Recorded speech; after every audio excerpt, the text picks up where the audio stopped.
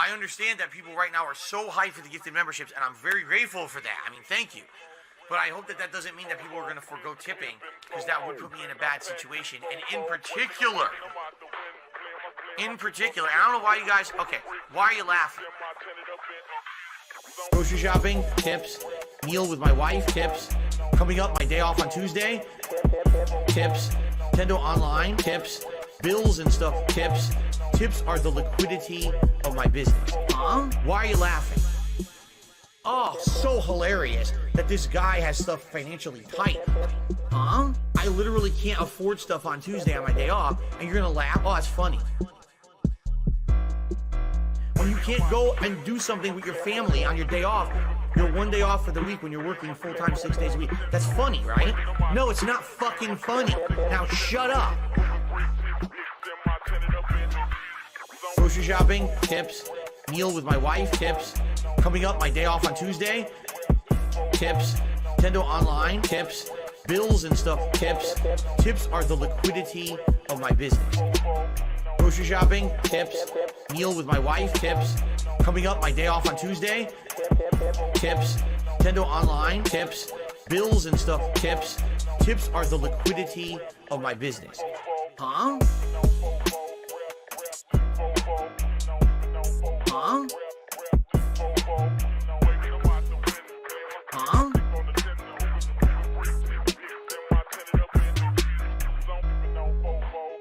This one's for all my baby girls.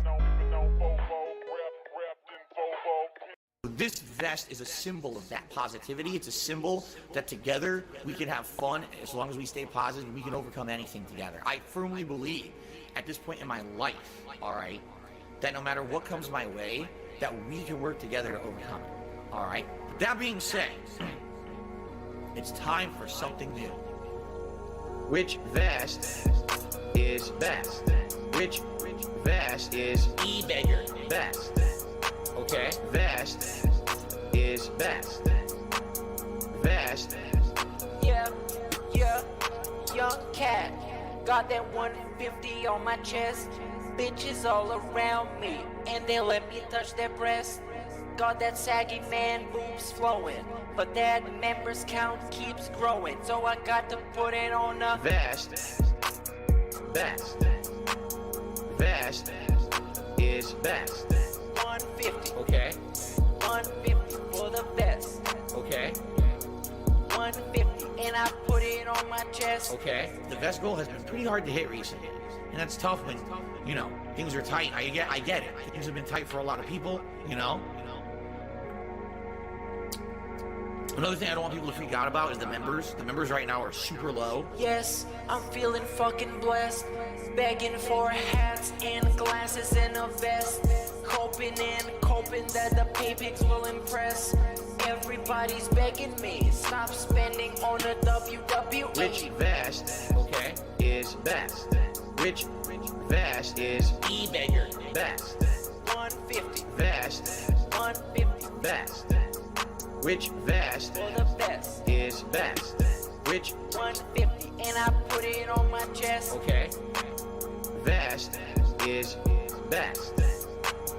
Vest is best. Okay. Vest is best. 150. Vest is best. Vest is best. Vest is best. Vest is best.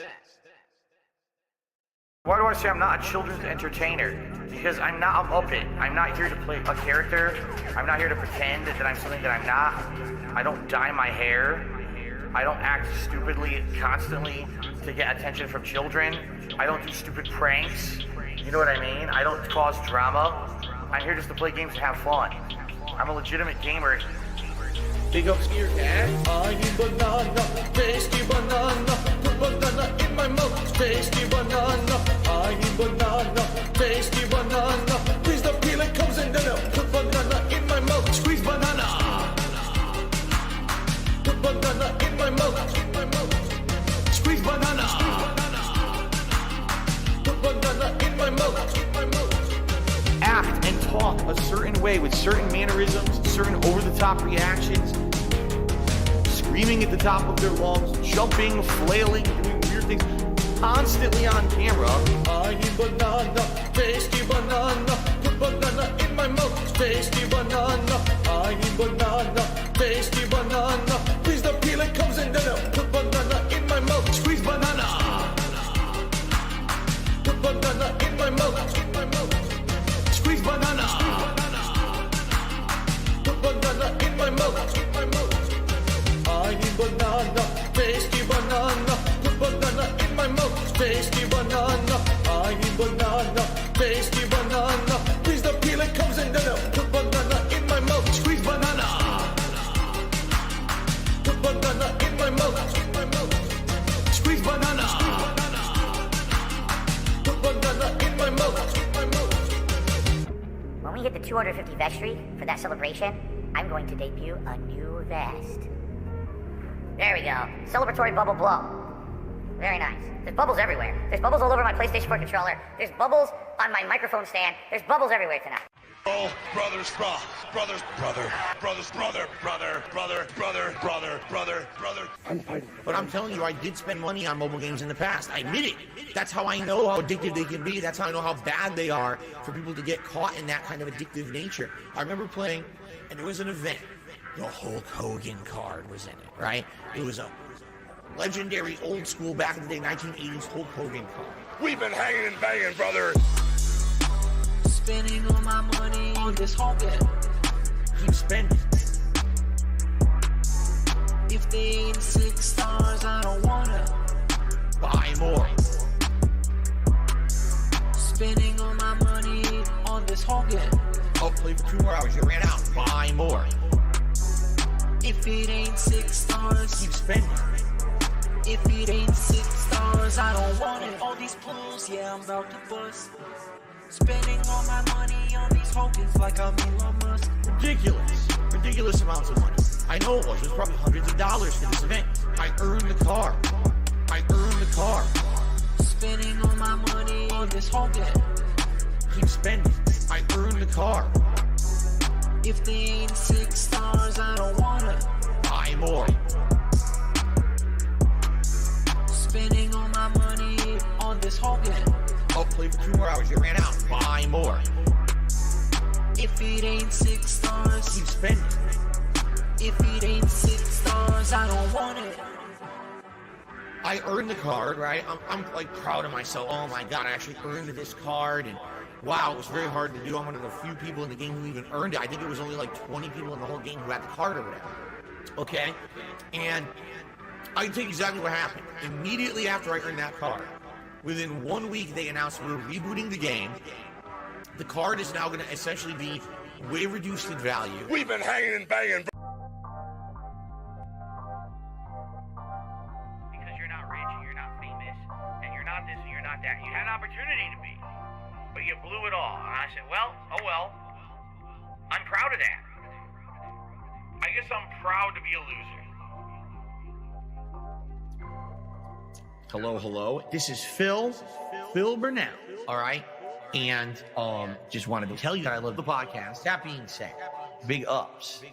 That being said, which vest is podcast best? That being said, relaxing, chill, interactive, fun. That being said, which vest is podcast best? That being said, relaxing, chill, interactive, fun. Team Insider, the legend, fantastic Mr. Sam, the dentist, Speak to the Dead, psychological style host, Meerkat, artistic style host. That being said, which vest is podcast best? That being said, which vest is podcast best? Thanks for the show. See you next time. 1, go. Hello, everyone. We are here. That being said, here with the Group Think, where we tell you exactly what you should be thinking in the detractor sphere. Everything you need to know, everything you need to think we put into your heads because that is what our job, and we are all mouth droolers together. I'm joined as always by many very legendary style legends. I'm going to start with the one, the only, the artistic style legend, Meerkat. How you feeling today? Hello, brother. This is another group think. My thoughts in your head now. Come here. I tell you what to think. We tell you what to think. You think it. And please tip me. That's all. As always, tips are appreciated and preferred. But just kidding. That is not true. I'm just joking, of course. Now, cerebral style host time. The one, the only, the lengthy style video maker, Steve of the Dead. How you feeling, my friend? I'm annoyed because you ruined my chicken burger, you bastard. Oh, yeah. You got to tell the audience why I ruined it. It wasn't my fault directly. No, but it's you. It's Sideways it's 'cause style. of you, it's in there, yeah. He So had I some- went he- to pick up some barbecue sauce and it said Kansas City style on it. And I was like, oh, I hate you. I love it now when I go shopping. I'm just on the hunt for style. Not care about what I got to buy. It's like, oh, there's a style. Okay, let me check out this aisle. But anyways, let's go. Last but not least, of course, Wizard of Oz style, dentist style, occupation having, fantastic Mr. Sam. How you feeling? I'm all right. Yeah, thanks. Yeah. Today we got our legendary message style show. And also we're going to reveal who our legendary style guest is for this Sunday show, which I can assure you is quite the name, quite the legend is coming on Sunday. And Meerkat, you'd agree with me on that for sure, right? Oh, yeah. You guys asked for it. You guys asked for it. This is definitely someone that people ask for many times. Like we always get. I love when I get those ones like basically people saying like, get Joe Biden on your show. Get Trump on your show. It's like, okay, let's do it, guys. You guys should get PewDiePie on the show because he talks shit about DSP once. He would love to come on a podcast dedicated to talking shit about DSP. Yeah, He's let's gonna just make it love happen. Oh, sweet. I But guess I genuinely, I think you probably would. You know, people who've like they were like Adam Cole. We could get Adam Cole on, or like Cinema Toast Ken, like anybody who's basically done a, oh, the camera's on, get them on. They'll shit talk for like an hour easily. Hey, but you know what though, man? I don't want to spoil anything, but you know, Good point. Let's not get ahead of ourselves. Don't want to reveal too much so far, but let's get on with the show here. We have lots of messages to get to. We're going to get to as many as we can. If you do choose to support us in any way, we will, of course, sometimes we shout you out right away if it's kind of in tune with what we're talking about. But if it's not, don't worry. Our business style host, Meerkat, will handle the shout outs at the end of the show. So we definitely want to read all those out for you, my friends and legendary viewers. Oh, first, Go ahead, I would like please. to give a shout out, a very dedicated shout out to a very dedicated person. One of my first ever mods became a member. So big ups to Justice Camp for becoming a member on this channel. One of the very first people I've ever seen on my channel when I started doing stuff. He's been a mod ever since, and I hope he's doing well. Big shout out, and appreciate you. Awesome shout out. There we go. Grave Ganja Kid in the house. It's TBS Champions time. And let's go. Samuel, you are tasked with playing the messages today. Please let us have it. Yeah, let's do it. We are going to go back 6 days, I think, and get to some of the ones we didn't get to last time. So, yeah, unless anyone has any objections. No. Oh, very quickly, should we set up that thing so that chat can ask questions? Oh, yes. Or... Right, I'm gonna open it right now. Actually, it's gonna take a little bit because I need to switch accounts. But if you want to ask a question, you need to switch to that tab. That is the questions tab in chat. This is a new thing that YouTube's been doing. Susan's been putting in some hours and hours of work to make it possible. So if you want to ask questions, switch to the Q&A tab. I'm going to read them from there. So if it's in the regular chat, I'm not going to be able to see them. So that's it. Okay, wait. I can't resist. Before we start the messages, I want to read a little excerpt here from one of my favorite websites of all time that Meerkat showed us in Discord today. I don't know if you ever heard of this, guys. TopHaters.com. TopHaters.com. From 2004. A little excerpt here for you. I'm going to read it for you. In short, he wrote, of course, he wrote basically 18 paragraphs before this, so just ignore those.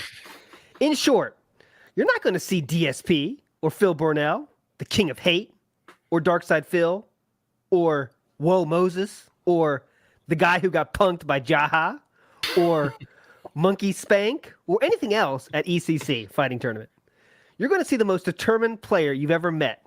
Don't take me lightly anymore. I'm not a one-man wonder or a cable whore anymore. I'm just a man, a player giving everything he's got to win.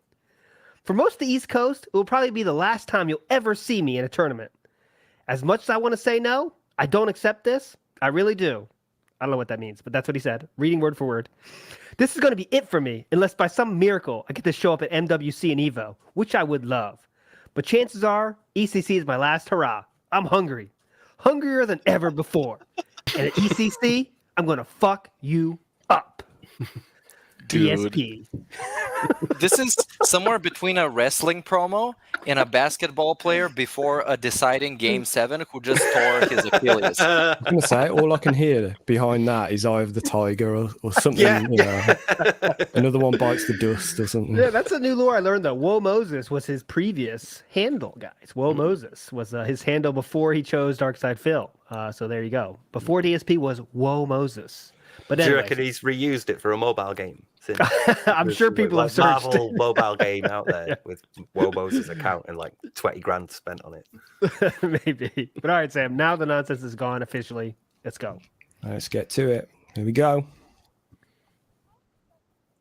Can you hear that? No, you Yes. can't, can you? Yep. I don't think the chat can. Sorry, hang on. Let me just. Yeah. There's one Can little you- thing I haven't done. Bear with. Okay, we're good. Well, we can. Okay, well, there's another quote while we're here, just to quickly fill in time, which Yes, go ahead. on Meerkat stream earlier, because you were watching Ex Mortis's Beggar's Journey. I think it's after the vest streak ends, and he's considering what to do next. And I think the quote is, "I'm not going to be wearing hats. Like, I'm not going to be putting on hats. You know, I don't want to do that. I don't want to Okay, be we like gotta the guy find who it. puts on that." Hmm. It's Good a short particularly material there. well-aged quote. It Right, this aged should as be well working as a now. glass of milk. Lactose There we go. intolerant style milk. Maybe Hang Steve on. is. Okay, ready? I don't know if you're familiar with the Myers-Briggs personality test. Maybe Steve is, but I'm just thinking what you would think Phil's personality type is. There's introverted and extroverted, sensing and intuitive, feeling and thinking, and perceiving and judging. So I'm really thinking that Phil is more of a unhealthy ISFJ because of the very rigid thinking, and he says, "Oh, I think a lot," and we don't rely on feelings a lot, but I think he very much relies on feelings and judging, where he likes things to be set and he doesn't like change and stuff like that. So I'm just wondering where you think he falls on that spectrum. Thanks for having my show on, not show. Thanks for having my message on here. See y'all soon. Awesome stuff. First time caller for sure. But Steve, this sounds like it's in your ballpark. Yes, I do know about the Myers-Briggs personality test. It's basically like you said. There's a given sort of like list of personality traits, and you are sort of measured for like the 4 most dominant ones, and that gives you a 4-letter. So if you ever see like INTJ or JNFP or whatever by somebody's name, that's like, or in their bio, that's a result on the Myers-Briggs personality test. But and I really don't mean to be offensive, and I really don't mean to insult you, Ali Jan, but in psychology we call Myers-Briggs astrology for business majors, because there's not really much evidence for it.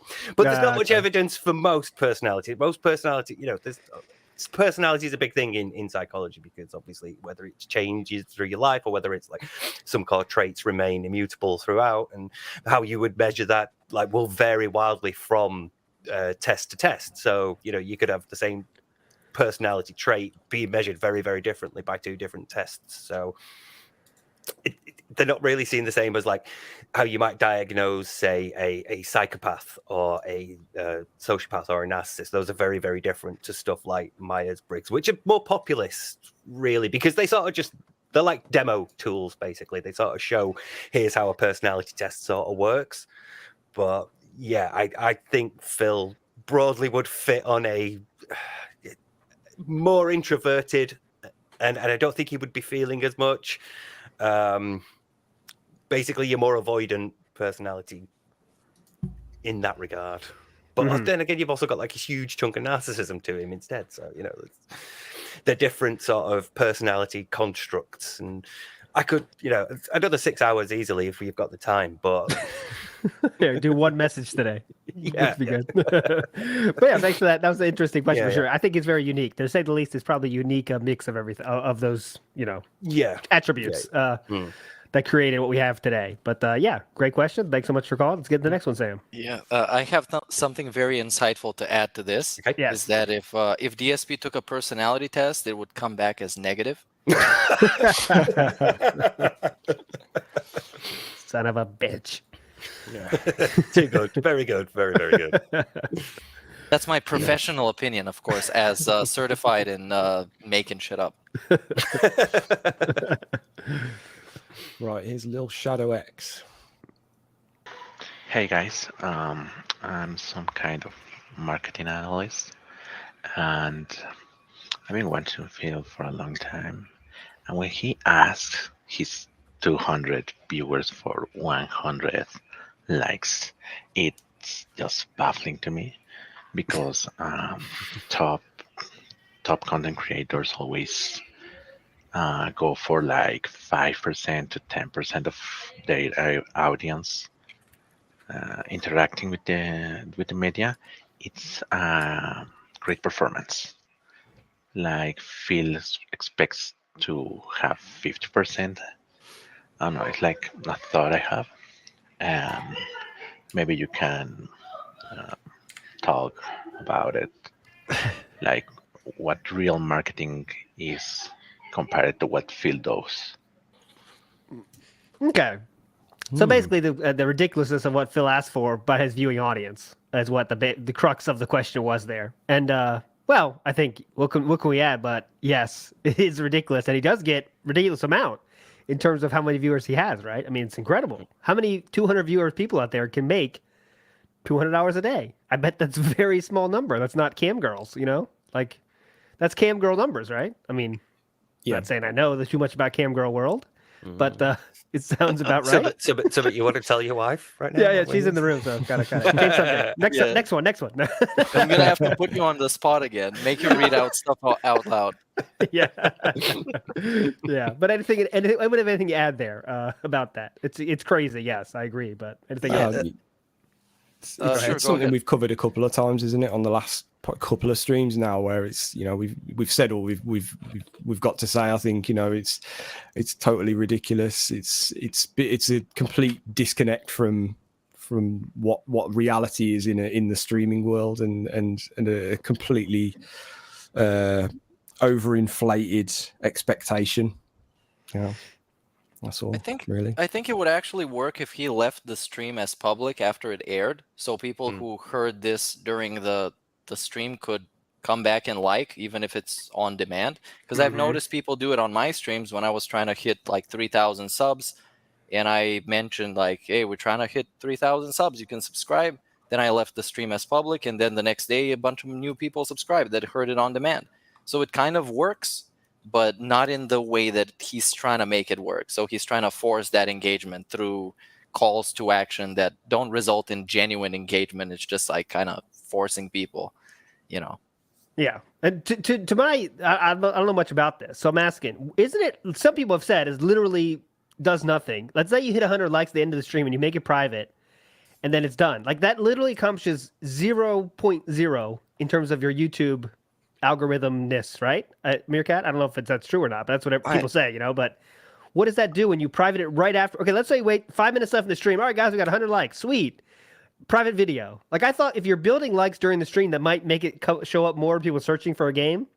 But then if you private it right away, it means nothing, right? I don't know though, but that's what I'm asking. Is that how it works? Yeah, that's what I was thinking about, because I don't know how discoverability on YouTube works when it comes to live streams, because I don't really look up any live streams on YouTube. But maybe he thinks it's kind of like on Twitch. So the more engagement you get, the higher up you get pushed, and more you get recommended to more people. But that works only while the stream is still active. So it's just kind of one of those. It's a Band-Aid on a dying channel, really. It's a Band-Aid on an amputated limb that doesn't really work the way he thinks is going to work. I think I think he sees it as cumulative, like it all goes towards the channel, and he sees it as telling YouTube there's activity on the channel. So, 100 likes on this stream is to YouTube, oh great, there's 100 people interacting on this channel. In future, I will recommend it more. But what it actually is well, the moment you private a stream, nobody can interact with it, so there can't be any interaction on it. There can't be any activity going on. So as far as YouTube is concerned, it doesn't exist, and YouTube's doing it on a per video basis. So if there's interaction on your stream while it's active and more people are searching for that game that you're playing, you're likely to be ranked higher. But I think after you're done, it probably doesn't consider it that much, whereas Phil thinks it's sort of like cumulatively all adds up. So he's consistently interactive, and YouTube should be picking that up in the algorithm. Okay, there you go. Profit coming in hot there. It says like the most important analytics is how many viewers you have. If you private the video, you lose all engagement. But go ahead, Meerkat. Yeah, that's what I was thinking too, and I was gonna read the super chat as well, but you did it already. So I think really he's trying to get that boost, but it really doesn't translate to much. Yeah. It's another one of those situations where it's like he's saying his opinion on it with such authority, and he can't admit that it's anything other than what he thinks it is, when he's got almost his entire chat and every detractor telling him it's the other way around, and it's just it's like the inhaler thing, where it's he's so set in his ways now, and he's just got to double down on it. Because he cannot admit he's wrong. A little bit of worth mentioning is he just gained 1,000 subscribers over the night yesterday, which is a big jump for him in one night to get 1,000. So a lot of people are guessing that's the preparation for the March of the Machines happening again, because a fresh 1,000 subs from bots are preparing for the drop here. But we'll see, I guess. That way you won't have to turn off 24-hour mode, will he? Because they've all just joined now, so the next day they're all members and can interact with chat. Then you'll have to get the same exact bots come and watch the stream, which I don't think is viable. I think it's more towards the YouTube API sending the data in bulk, as in to those sites that collected, like Social Blade, where Social Blade is not known to be very accurate with the information, so don't get your info from there. It's not exactly correct. And that's been going on for a long time. And at some point, I think YouTube even kind of made it clear that they were kind of I don't know, they were making it less accurate than it was back in the day, when people could tell exactly what was happening based on Social Blade analytics. That's another thing. That's what it is. That's another thing that gives him an out, though, for any sort of criticism. Like we mentioned last night, that the escorts act gives him an easy way to deflect other legitimate criticism. Him going, well, Social Blade isn't accurate, means that he can dismiss all talk of like his channel dipping and subscriber counts dropping, and he can dismiss all that and not have to worry about it when people say, but Phil, your engagement's low. No, ignore it. Social Blade don't know what the fuck they're talking about. Like, people don't have eyes. That's my favorite part. And this, by the way, now since he's not begging for money anymore, oh my god, that Pokemon! You heard about 25 hours for a Pokemon name about 15 times before the break yesterday. It's like, got another Pokemon. 25 hours, you can name it. 25 hours, you can name it. Come on, so going once, going twice. That's what it sounded like.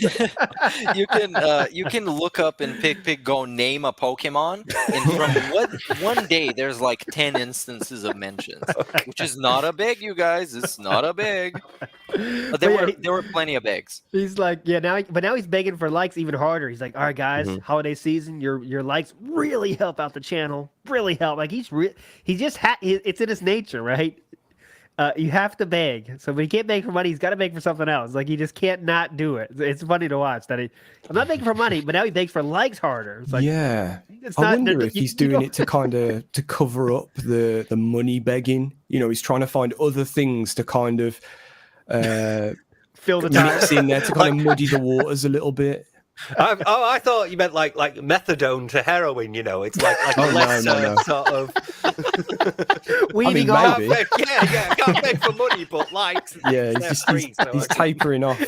But his therapist told him, "All right, just try beg for a week, Try begging for likes for a week and see how it goes. Okay, I'll give it a shot. I'm really buzzing right now, man. You gotta help me, dog. I need 25 more likes. I could really use naming a Pokemon right now, man. I would really like to name a fucking Pokemon. Oh, I'm itching. Yeah. So you gotta. I need those likes. I need those likes. Anybody else see those spiders? No, is it just me? No. I always think of that is it Dave Chappelle meme where he's got like you got any more of those whatever, got any more of those likes? Yeah. But no. That's a good idea. That's a fucking good idea. Tapering off with begging for likes. God. But yeah, no, start, mate. Go on. Yep, there you go. There you go. But no, I mean, he's muddying the waters to, he's begging for other things to kind of lessen the blow of appearing to just be talking about money, I guess. So, he's talking about his channel and growth and all this kind of thing to kind of throw you off a bit. I mean, this is all hypothetical, just thinking out loud, basically. But, maybe. Anyway, let's keep going. Yep. Here's Lefty. Hello, everyone. Phil here. Today is January 15th, 2047, and welcome back to the Level 1 podcast. I got a lot of exciting stuff to talk about today. As you guys may or may not know, my dad passed away last month, and these fucking trolls, they called the morgue and they stole my identity. And they told the morgue that my dad needed the most expensive cremation package they had available and the most expensive burial package they had available. So these dumb fucks at the morgue, what they did is they just cremated my dad and then just dumped the ashes into an open grave. And then they just sent me a bill for an exorbitant amount of money to pay for it. You know what I'm saying? So in reality, I owe these people a whole bunch of money. And the only way I'm going to do that is by raising money for tips. So if you can tip, I get that money right away. Tips help the most. If you're going to contribute, it's not mandatory. But we really need tips because I get that money right away. You know what I'm saying? So, in reality, the truth of the matter is,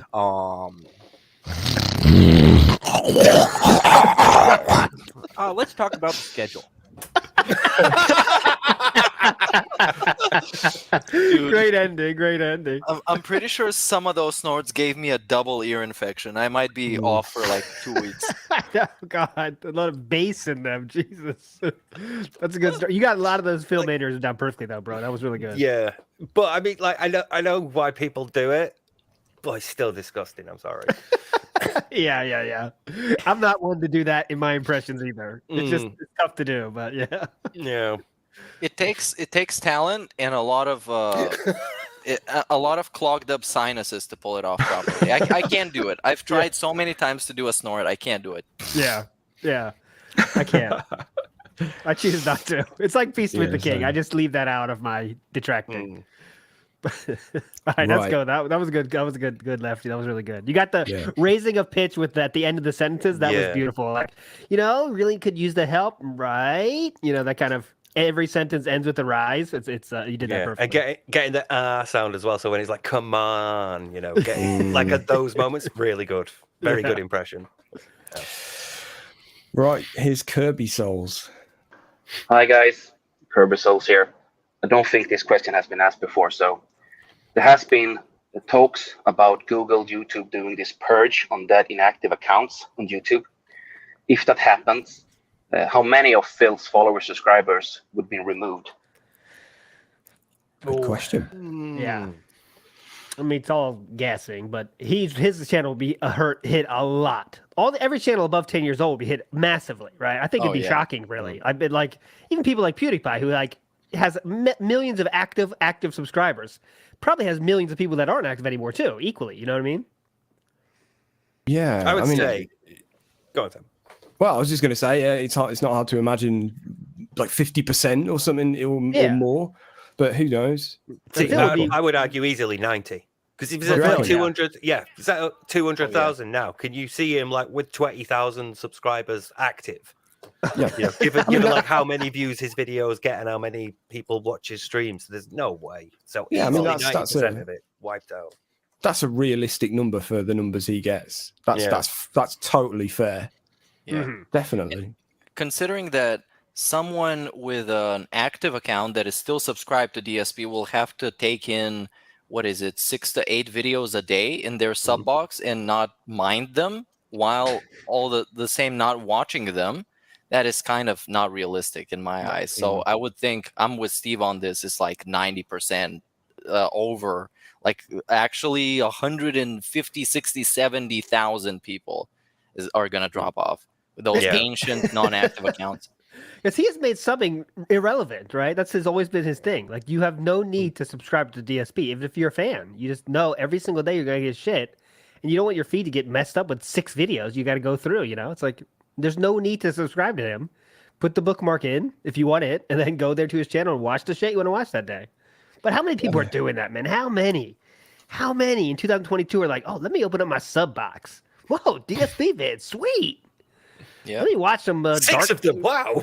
Yeah, whoa, 6? Cool. Let me watch the first video. Okay, the daily wrap. Why is that first? No, Phil. Yeah. That's what it is, you know? I would even say the recommended way, if you're watching him for his gameplay videos, which is obviously his main product, you would probably wait for a playthrough to finish and then just watch all of them in bulk. Yeah, in the exactly. playlist. Yeah. Not only do you not need to subscribe to him because you know there's videos coming out every day. You could, well, that's my point. You just know that there are 6 or 7 videos coming out every day. You don't need to subscribe. You just know that every day, apart from one day a week, there's going to be a new batch of DSP videos. So if you are bothered about watching them but don't want to subscribe to him because you don't want to see them in your feed, he's one of the few streamers where you don't actually need to subscribe to him, and he knows that as well. He said that. He said that. At least he once. said it before. Yeah. But we're if talking to like 10 people here, guys. Let's just, right? If you don't subscribe to him, how are you going to get the schedule updates through his shorts and his like daily wraps and things to know when his videos are going up? So you can go on the community tab and scroll for 15 minutes to find the latest post of the schedule. Past all the private links of come and support now. Support with 4 likes. In the Twitter posts, as he does an exact identical copy-pasted post from Twitter on the community tab. Yeah, that's so crazy. He's making that just as meaningless as Twitter when he's doing that. Less meaningless than Twitter. Yeah. It's not even unique things. He's just copy and paste. Yep. It's incredible. We're talking to like 10 people, by the way. People that actually are subscribed and went to see the videos in his feed. So I think we can move on.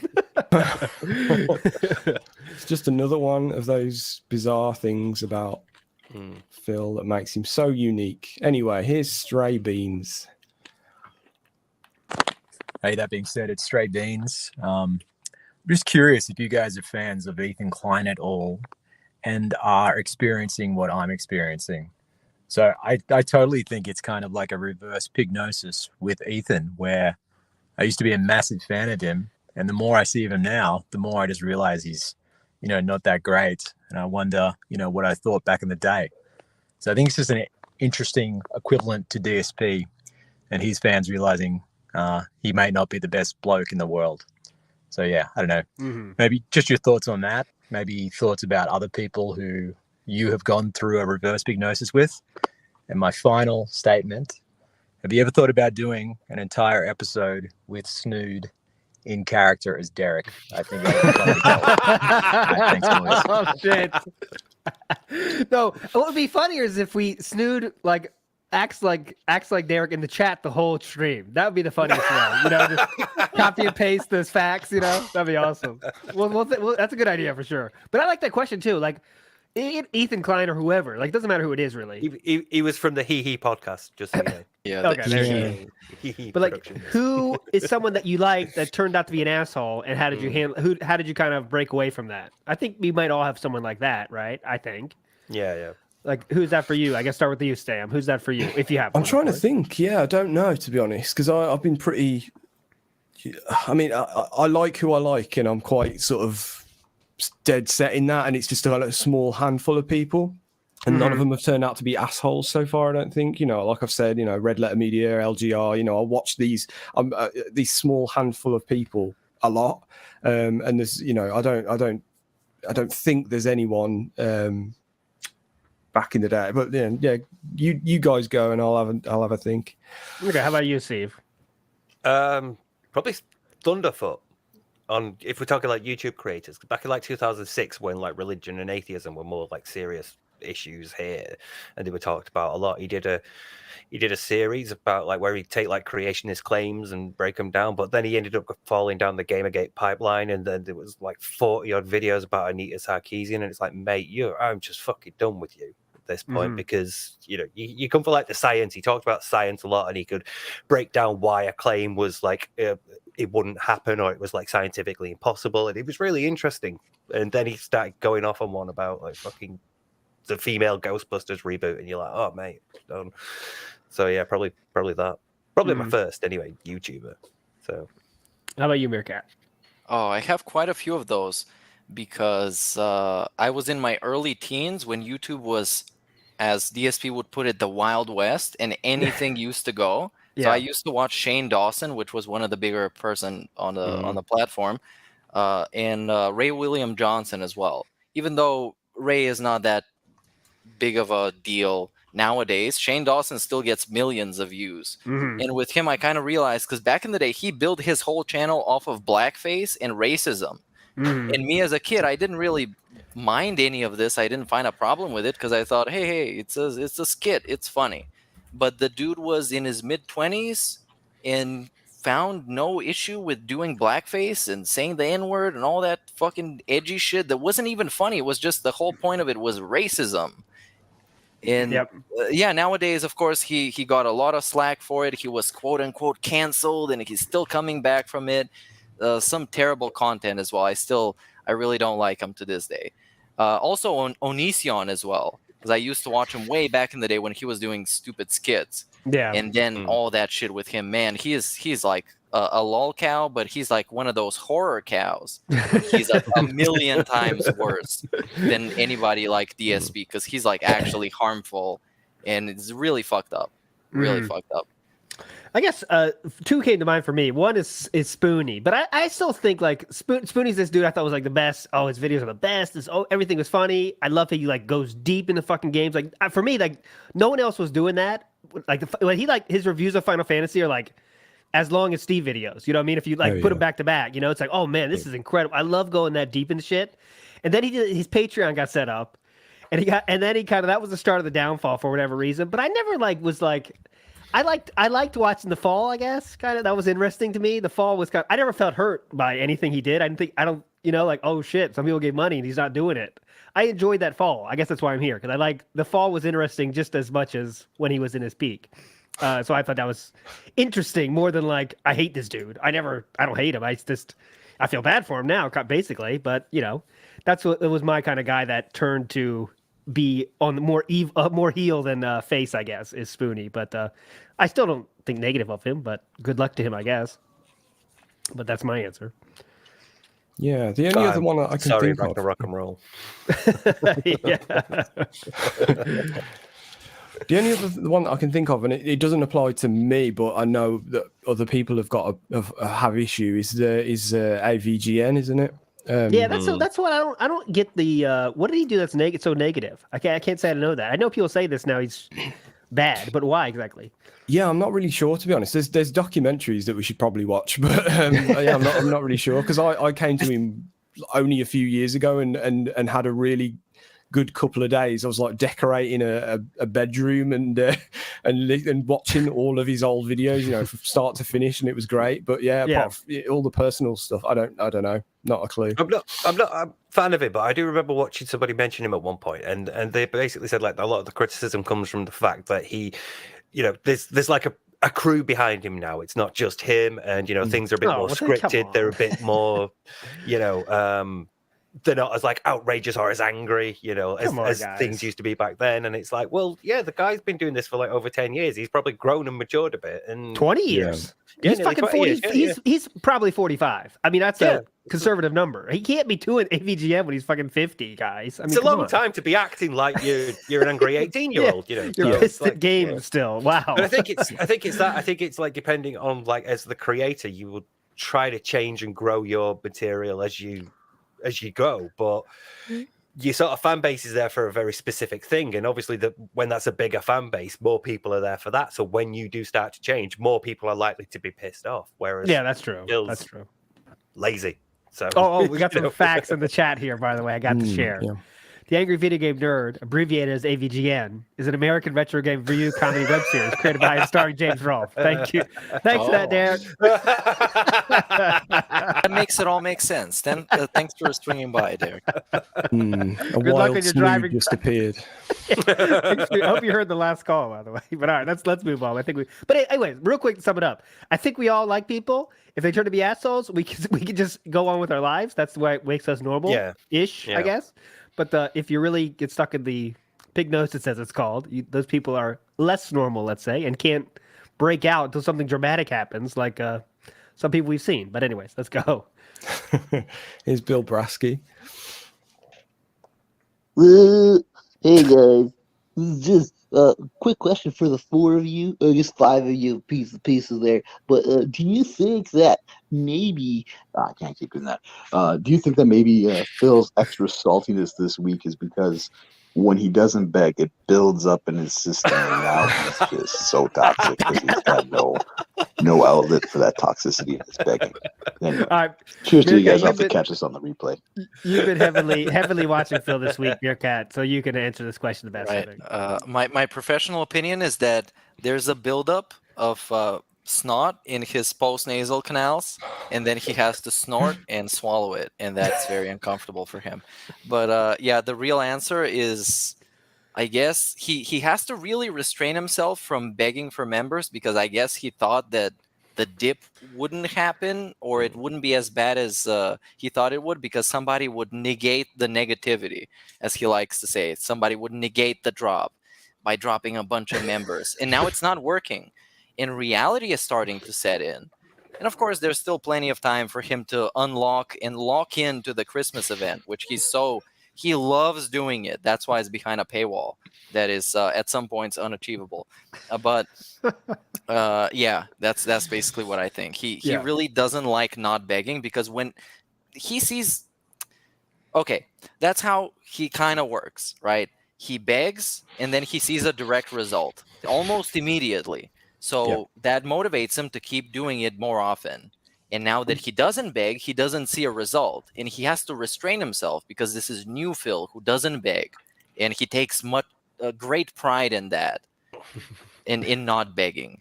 So I guess it is hard for him, because he doesn't get the results he wants. Even though people are tipping, they're naming Pokemon, but the Christmas event, that's the holy grail. We have to do the Christmas event. Yeah, I think the problem is if he doesn't beg, he doesn't know for sure that if he had begged, would he have received much more money, and it must kill him to have to restrain himself. That's the old sunk bag. That's the old sunk bag fallacy. Very famous. Extremely famous. But then it kind of validates everyone's criticisms that all that he does is just begging, and that's his brand. And when he strays away from his brand, then his product doesn't sell as well. Yeah. I think it's part of the job. His brand, though, yeah. Yeah, it's part of the job, I think, in his mind. So it's like taking away is part of his job, kind of. He's like, shit, I can't take things in my own hands as much as I used to. That's got to be tough for someone that thinks it's essential. You know, even though as he's seen, his fans are kind of coming out still anyway. But those late streams, like last night, or whatever, you can see it starts to wear on him. Last night was a special stream, by the way. Piece of Piece was restreaming it, and is it COD again? Yes. Man, it's just a classic COD. If you see one, you see them all basically. But when there's less money involved, when no money's there, it's even better, because like he just searching for excuses. He can't find him. I shot him, but then he shot me. It's like, is that an excuse or what? I mean, that's just, you said the truth there. He just can't find excuses, and it's really, his reaction times are really special. But let's keep going here. Oh, TJ Gamebox with a WWE Champions update here for us all. The newest WWE champion is Johnny Knoxville. Wonder how much that's going to cost to get. Johnny Knoxville. The guy Is he from even like an actual wrestler? I Who guess. fucking knows anymore, man? There was a Ghostbusters event the other day. Like, what's that got to do with We're wrestling? just putting everybody in the game. Next up is PewDiePie, you guys. Just send your fucking money. Don't question it. It's just a DSP fucking game at this point. Just putting anybody in the game. Right. Johnny Knoxville, the Jackass crew, back when the Jackass movie was released, were part of a thing at WWE. They were supposed to be in a match with SummerSlam, and then they got kicked out because when they were having like a thing in ring with Umaga, they saw Johnny Knoxville laughing when he's supposed to be rolling on the floor in pain. So they were like, "What the fuck is that?" But I would like to paraphrase. So yeah, I would like to paraphrase Heinz in chat, who said ban TJ for spoiling wrestling, because we don't talk about wrestling here. We don't know what you're talking about. We don't watch it anymore. You know, our wives, they're fine with it, but yeah, we just don't watch it anymore. So, you know, banned. Oh shit, Prophet. Yeah. So yeah, real quick though, last night's stream, I know I saw someone's name in this game was Snort Burnell. So Prophet is now saying Bruno, Thunder, Heather, and I were hunting on street. So you guys were actively chasing. Okay, back like the old school days when people used to jump on.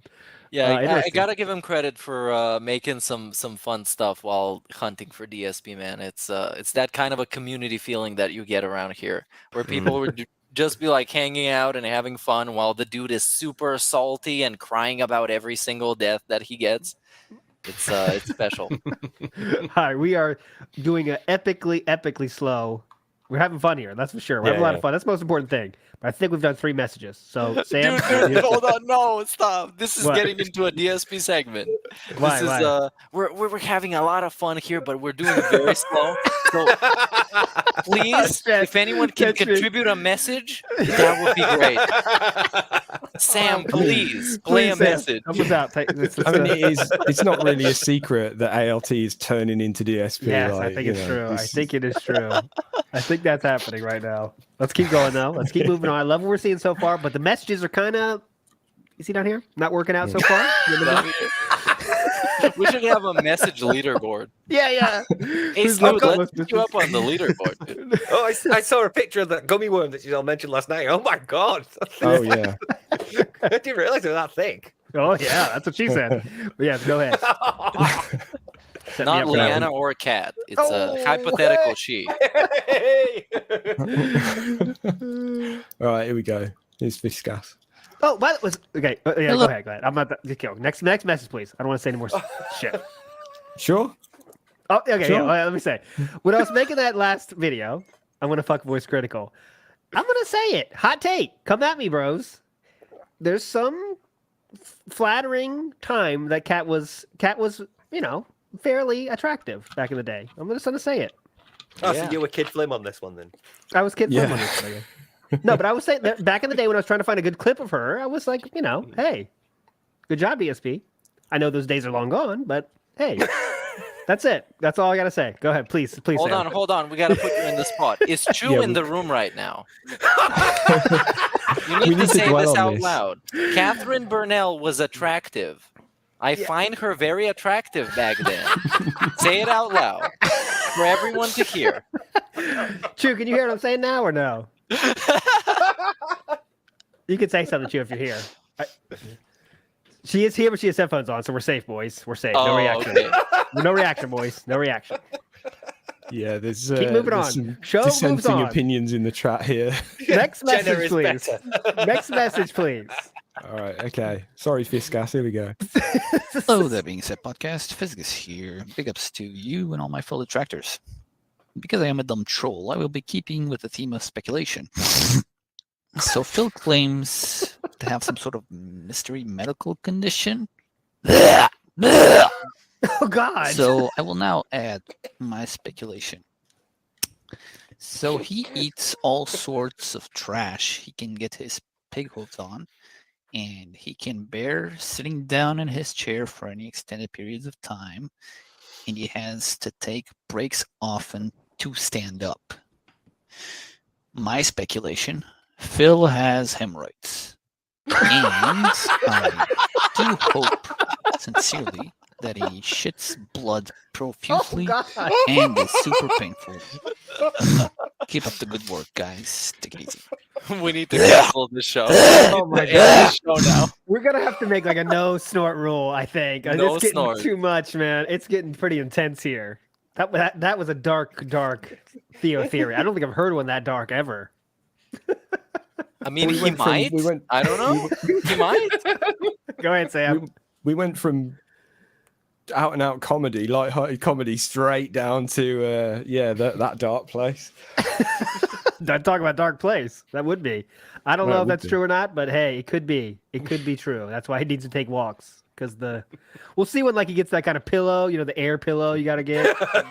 If that The comes out, donut ring, yeah. $100 you get the ring, guys. $100 I'll sit on the ring. Oh, my ass is hurting really like a lot right now. I wish somebody would contribute. Like, you're making me feel like really bad right now. He could just sit on his neck phones.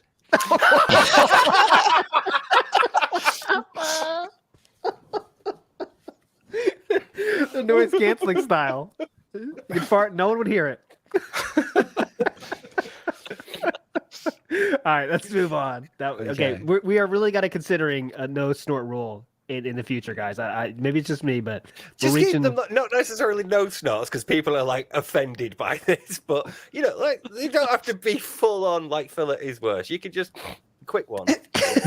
Yeah, quick one's fine because he's gonna, but it's an integral part of a DSP impression. That's the problem, isn't it? Yeah, it's the best when you use it as punctuation. So when you end the sentence, you just snort like very gently and very like gentleman style snort, and then you just carry on with the next sentence. Because of course you got to clean up the sinuses before you continue speaking like a professional. Unless you're doing something important or talking to Sir Moist, then you can turn it off at the drop of a hat. Of course. It would be pretty funny though if we had a no snort policy where all the messages we would just pause it when it immediately as somebody snorts, we would just end the message and that's it. We carry on to the next one. Oh no! Okay, no, the problem with the no snort rule is that people are then just going to start burping. So... Excuse me. We're gonna start hearing people beat their chest right out of nowhere. Just play the drums on their knees and stuff. It's gonna get even more obnoxious. Okay, I will report what Chu just said. I typed in the Discord to her. I said, "Could you hear me?" She said, "No."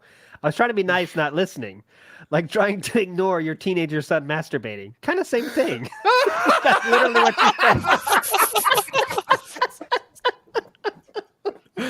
That was a good one, Chu. You got everyone laughing. She's laughing now, guys. She heard it. Okay. All right. Next message. Okay. This is a good show so far. I'm gonna say it might be the best show ever.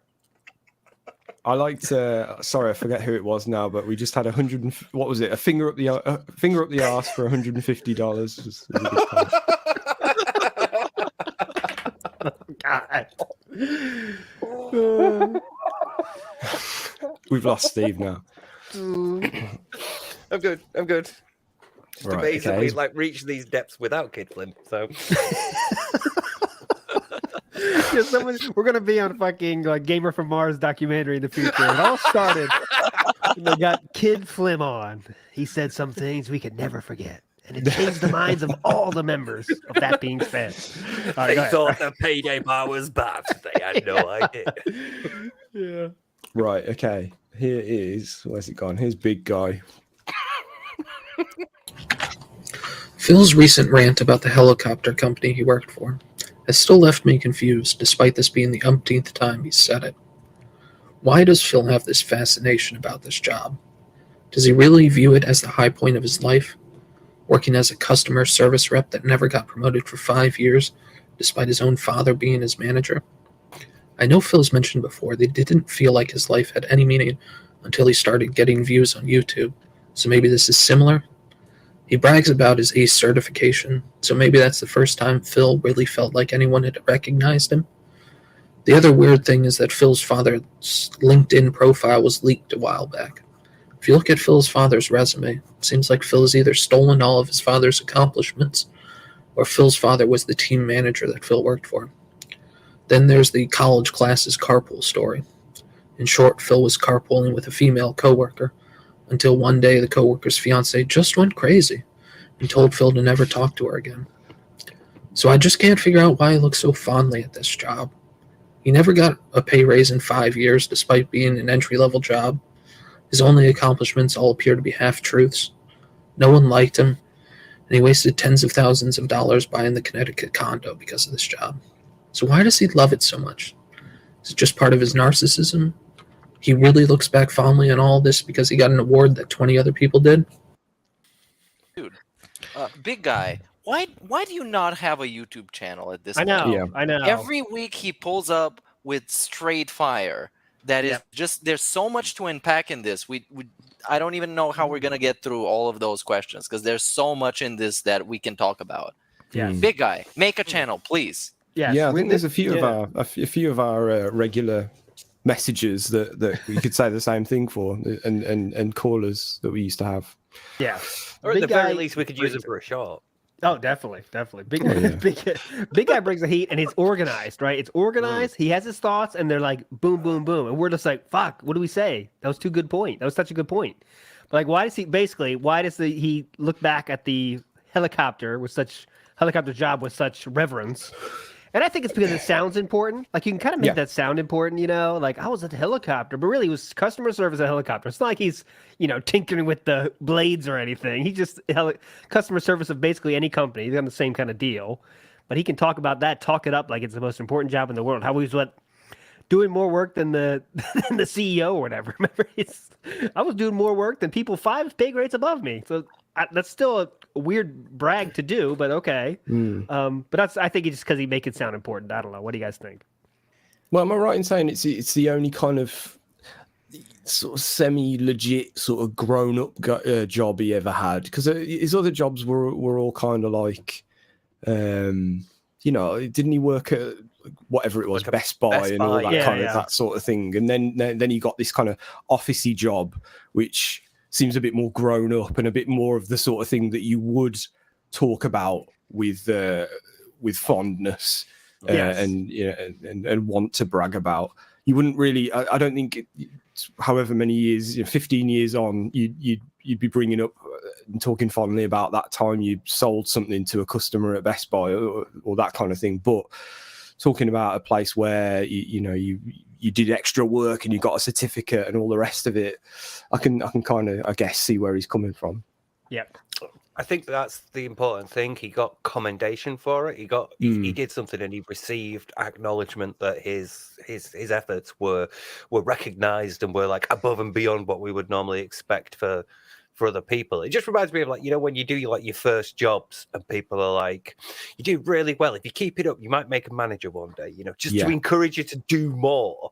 It feels like that. And he took it seriously rather than being aware that they were just trying to get more work out of you.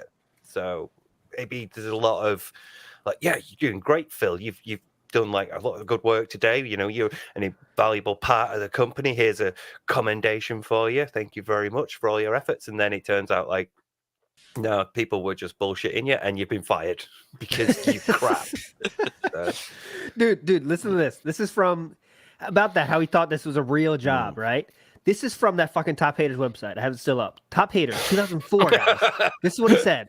He's still at school at this point, right? He's still at school, but he says this. He said this is why he's not going to be able to play Street Fighter anymore coming up soon. He says this. Combine whatever. The fact is that I'll be getting a job, a real, uppercase real, a real job, 40 to 60 hours a week, Monday through Saturday job after I graduate.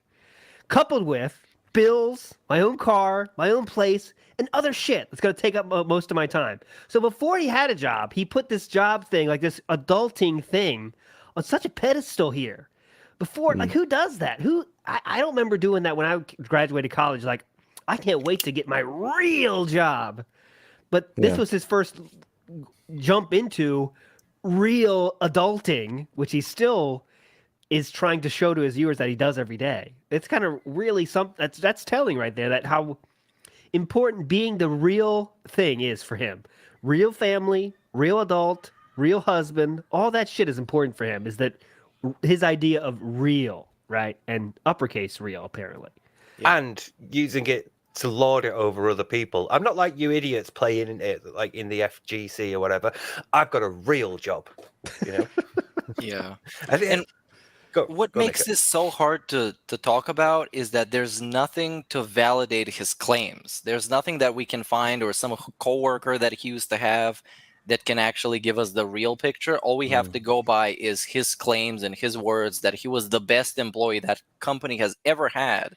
And he put in extra effort and extra time and got all these commendations and all these courses and continuous improvement and ACE certifications that they spent thousands of dollars on and then got him laid off, which really doesn't make much sense when you think about it. And when you consider that his dad was probably a big part of why he was a part of this company. So it's really hard to actually speculate and discuss about it when we don't have anything else to go by. Mm-hmm. Yep. Yeah, but even then, look at like the reverence with which he writes about what a real adult job is, and that's why to this day, Monday to Saturday, 6-day working week, 40 to 60 hours. That is ridiculous. But that's like the amount of work and the amount of like effort that he wants you to think he puts in, because that's what he thinks constitutes a real job. So Yeah, he still refers to it as 40 to 60s. 40 to Crazy. 60, ridiculous, yeah. Yeah. But yeah, he wants you to know that his job is full time to this day. Yeah. He's so busy juggling games. Yeah, juggling, yeah, of course. Like a clown juggling. Sorry, hon. Get the paper plates, honey. I'm still juggling.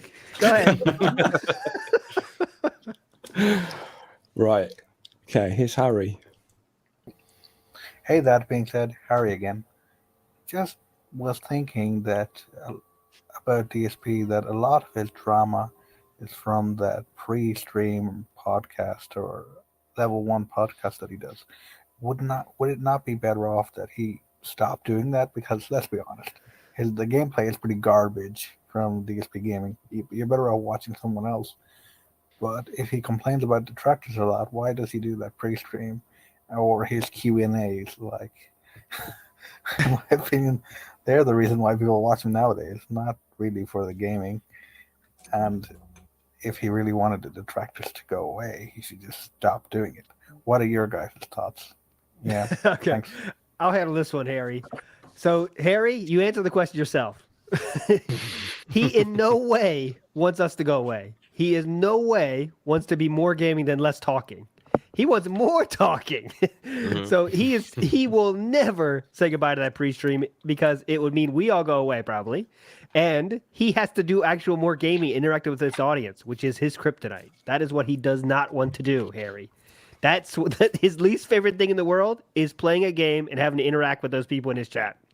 He does not want to do that. He wants to play, get the money, have us bring up drama so he can, have something to talk about in the pre-stream that's interesting, and then collect his money from those real fans out there. So that's my answer. Unless anyone wants to add anything else for Harry here. It's his favorite part of the day, I think. Is his pre-stream. Yeah. Basically. Well, you know what? No, you go first. Yeah, go Nico. ahead. Go ahead. Sure, I'm gonna go. Yeah, you go. Go. You go. No, you. All right. Well, this is what he's noticed, like we talked about earlier with the begging. He's noticed that during the pre-stream, he makes the large chunk of the money that he gets in that Q&A that he does every day that's just shoehorned in and it's forced. So he feels more inclined to do it. He feels more motivated to do it because people show up and he gives them the most of his content, right? He gives those segments where he talks about news and he's talking about branching out into doing different stuff and covering all kinds of topics. So he feels more motivated to do it. Just like recently, he said that the podcast has its own audience. So, of course, he's more motivated to do that in that way. And then he can't really hold in that toxicity that is brewing up inside of him. So that would just lead to outbursts during gameplay, and that would taint his playthroughs. That would make them invalid, as he used to say that his playthroughs are valid. Yeah, it's not a valid playthrough. Yeah. So he needs to get as much of that toxicity out during the pre-stream while covering his topics and doing the interactive segments and what all the things that he thinks in his head are happening, he feels like he needs to let it out on the pre-stream because that's his new product that he's putting out that people are loving so much. Yeah, on top of it being the time where he knows most people are watching, I feel like, and this has just kind of occurred to me right now, it's the one time, apart from maybe the daily wrap, where he has total control over everything. He can sit and watch the chat. It's just him talking, so all you're getting is, you know, sort of raw Phil. And he gets to it's all about him, you know, and that's basically it for me. And I think that's why it keeps getting longer and longer over time, because it's what he loves. I mean, look at his shorts. It's just him. It's just what I'm doing and what I'm going to be doing and what we just did. And then same for the daily wrap. It's very rare that it's something that may be worth watching to a wider audience. It's just, this is me, this is what I think, and yeah, so I think that's a big part of it as well. Yep. Yeah. Also, it's his therapy.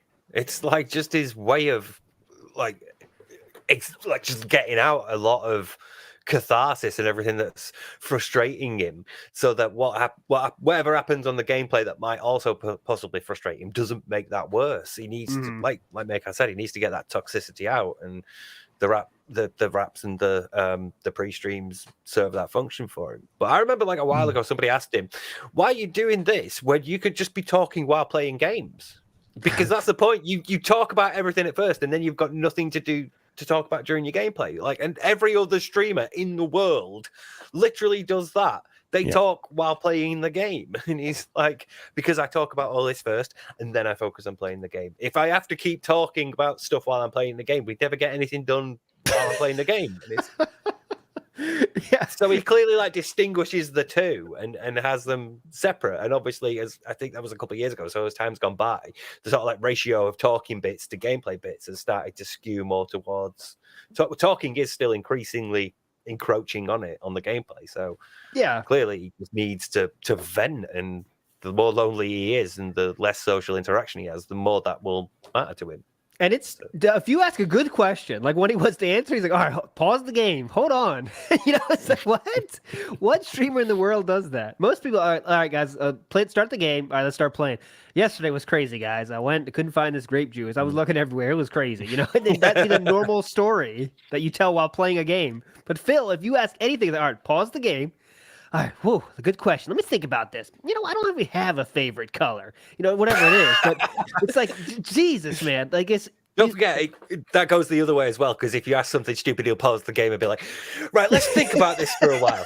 Obviously, somebody with my debts is going to spend $40,000 a month on mobile games. Right, you know, and he gets all like arty with that as well. So yeah, on top of what people are saying here about him not being able to like Elite Reptilian just said, he can't think, talk, and play at the same time, which is probably true. But also, what's not helping him, and what I can't believe he doesn't realize, is most streamers that do this stuff have got their chat within an eye movement away from what they're looking at, not turning their head literally at the laptop that's sat on the other side of the breaking your neck. Yeah, so you either have to turn your chair or your whole, you know, or just move your head, you know. But most people just flick their eyes over and just see a comment occasionally and comment on it and work it into what they're doing at the time, not completely stopping the game. So yeah, it's just, again, that's a really good point. Yeah, I never thought of that. Setup is, remember, like you said, Meerkat, it was originally, you said what he said originally was a temporary setup, and now it's just been like how many years, you know? Oh yeah, it's terrible. It's absolutely love seat era, wasn't it? We were watching earlier when he moved the love seat and then complained about his setup. Yeah, dude, I can put up a green screen. I have so much space, and now all that space is taken up by trash, wires.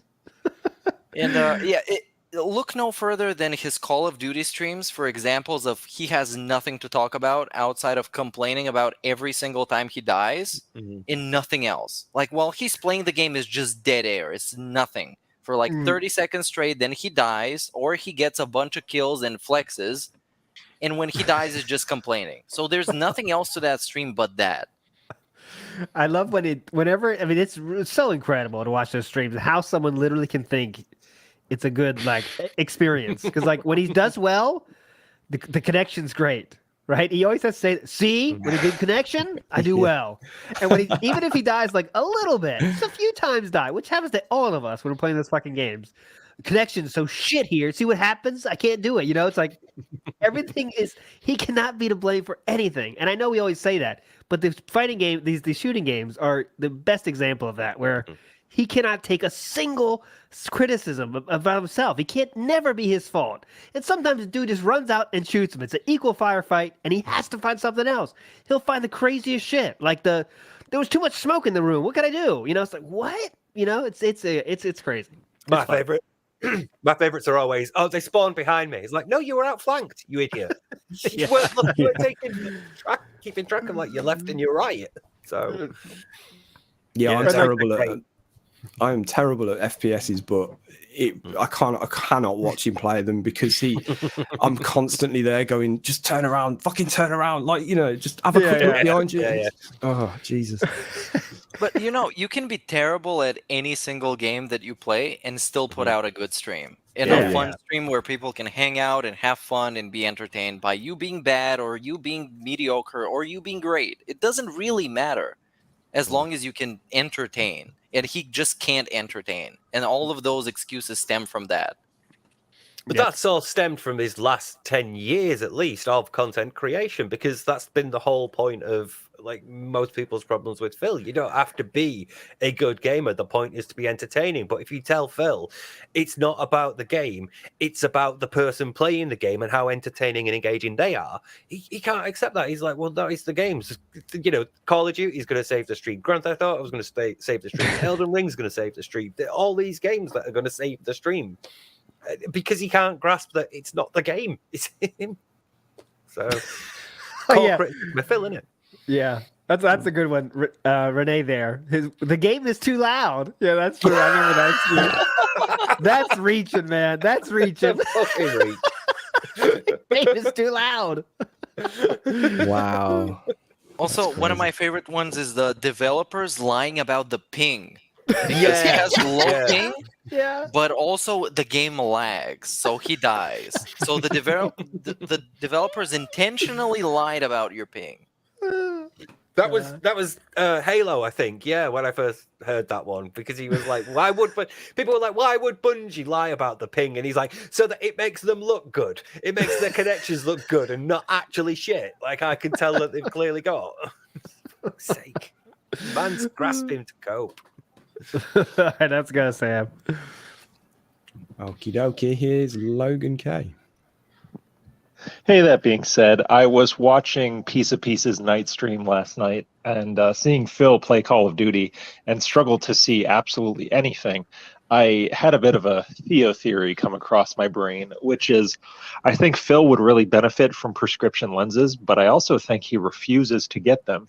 And the reason why he refuses to get them is because if he has RX lenses, he can't monetize the Gunner glasses anymore. And I think he would hate for that, easy $50 or whatever it is to go away. So I think he would rather not see and be able to make excuses and complain about the game than lose, what he feels is a pretty easy revenue stream. So what do you guys think about this? I think it may be a pretty solid Theo-style theory. Again, thanks for all you do. Big ups. Bye. I appreciate that Theo-style theory. But go ahead, Sam.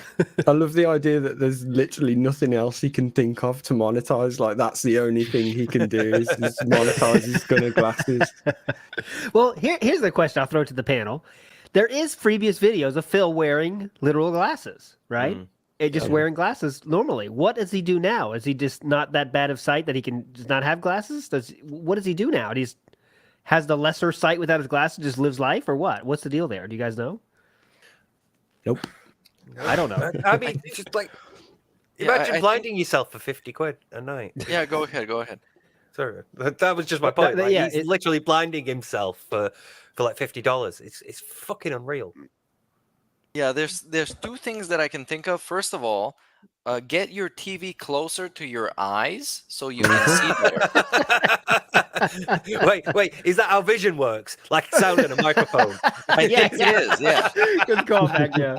Just like he was talking about when his TV broke, the monitors in the other rooms that he has are too small, which made me think just put them closer to your eyelids in your eyeballs, and that is going to work definitely. And the second thing I was thinking about is maybe he's just super insecure about the trolls making fun of him for being old, which is something that he admits himself, that he is getting up there in age. When he has to make justifications why the podcast is that long and all that other nonsense, is that people are going to make fun of Phil because he can't see, and he can't take that because his ego can't take any sort of criticism.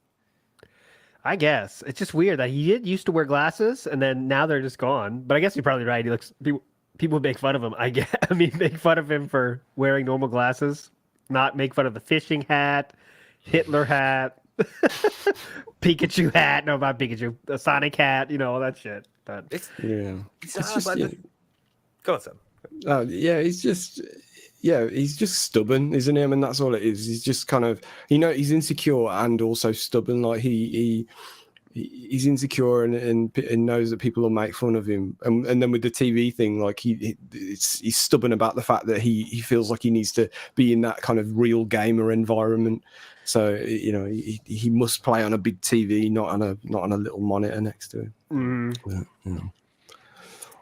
It's like he's got glasses to wear when he drives, hasn't he? So he has obviously Maybe has a that's problem with his vision at some point. It might be distance, maybe, but like if you're playing games that simulate distance, your eyes are going to work like as if it's there. So you're going to need the distance vision. But like glasses are arguably like one of the lowest things you'd make fun of somebody for nowadays. Nobody cares, And if Phil came out and said, "Look, my eyesight's pretty bad now. I have to wear." Contact. I have to wear prescription lenses, or I have to wear contacts. Get contacts. But then again, it'd probably be too lazy to put them in his eyes. Won't realize later on. Oh, the opticians, guys. It turns out you have to take these things out. So they never told me. You never told me. He would get both ear infections and eye infections. It would be just a combo. But something that I noticed today on stream is that he actually can't see, because there's one clip of him where the enemy runs around a corner, and then DSP sees in front of him a van that has a shadow that gets cast on it that looks kind of dark. And he starts shooting at the van, and he unloads almost the entire magazine into the van. And then he's at the point where he doesn't have any more ammo, and the dude runs around the corner and sees him. And DSP has plenty of time to kill him, but he doesn't, and then he dies. And then this is one of the biggest crybaby segments. So the dude actually can't see what is happening on the screen. And that might be because the TV is way too far, because his layout of the office is terrible, or he just can't see, which is probably both. Yeah. If you look how that room is set up, it's really incredible, guys. If you haven't seen that setup, how it is. Prophet did it, didn't he? Yeah, the Prophet love seat layout. is diagonal. Like diagonal in a room that doesn't make sense. TV is all the way across the fucking table. Coffee table he has to get. I guess that's for nostalgia purposes. Because what do you need a coffee table there for? That's how he used to do it. I know the camera went on the coffee table, if you remember. But it's special. But it's completely bonkers is what it is. It makes no sense. Like the big one for me is the keyboard on his right hand side with the monitor on his left hand side. Yeah. Why? Because he has two things in front of him. I don't know if we've recently learned this or if it was known before, but he has a thing on his left with the laptop on. That's not connected to his stream in any way. It's just literally there so he can monitor his chat and his YouTube studio, I believe. So it's not running the stream. That's his PC doing that, which is all the way over the other side of the room. That's linked to a monitor, that I don't think he can see, which is whatever. But he's also got a thing on his right, just literally so he can have a remote on it and his neck phones and his sound box or something like that. And why that keyboard can't be sat on one of these things, I'll never know. I'll do a best piece of impression. He's like, oh, got a tip. Hang on. Yeah. Okay. Oh, let me add you to the leaderboard there. breaking his neck. You know. I wonder he's losing sensation in his fingers and his arms if he's doing that all the time. Go back and forth. Well, there's something there, very briefly, that because he's so insecure about his glasses. I wonder if he's like still scarred from school when you got bullied as a kid for wearing glasses. And now it's like, no, I don't want to wear them. I'm not going to wear them. People are going to make fun of me. People are going to bully me for them. And it's like nowadays nobody cares, you know. But back then in schools, if you wore glasses, you were a nerd. You probably got bullied. So I'm wondering if there's something there for him. I hope not, but Yeah, you never maybe. know. But he's doing not only mental gymnastics, but physical gymnastics to get somebody up on the leaderboard at this point. This is so bad, man. That setup. That can't be good for his fucking back either. Top half going this way, bottom half going this way. Hang on, guys. His back is Schrodinger's back. It's both completely destroyed and very much intact because he can go through all this nonsense without complaining about it. But it's the Seattle air. There must be, I don't know, releasing some kind of chemicals in the air that makes the beggar's backs much better. I've heard of that. All right, next one, Sam. Let's go. Okay, it's Duty.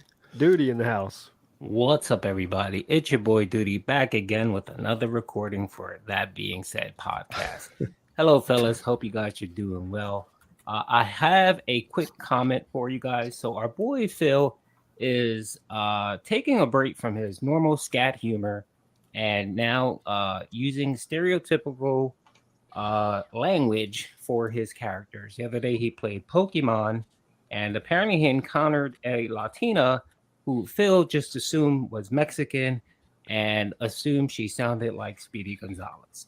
As a representative and a spokesperson for the Latino community, I would just like to tell Phil that there is a large swath of Spanish people. You have Puerto Ricans, Mexicans, El Salvadorians, a bunch of people from South America, Costa Rica, Puerto Rico, and don't forget the conquistadorian style Spanish people I belong to. So, Phil, from the bottom of my heart, please stop using stereotypical humor. Not all brown people are Mexicans, and not all Spanish people sound like Speedy Gonzalez.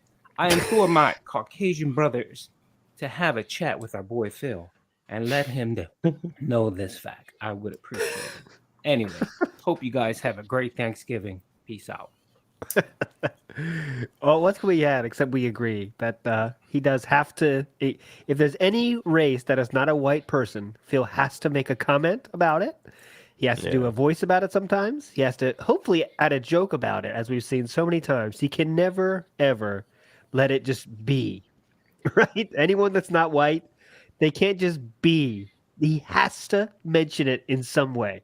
It's not always racist, I'm not saying, but he, in some way, has to bring it up. And it's incredible. It's incredible.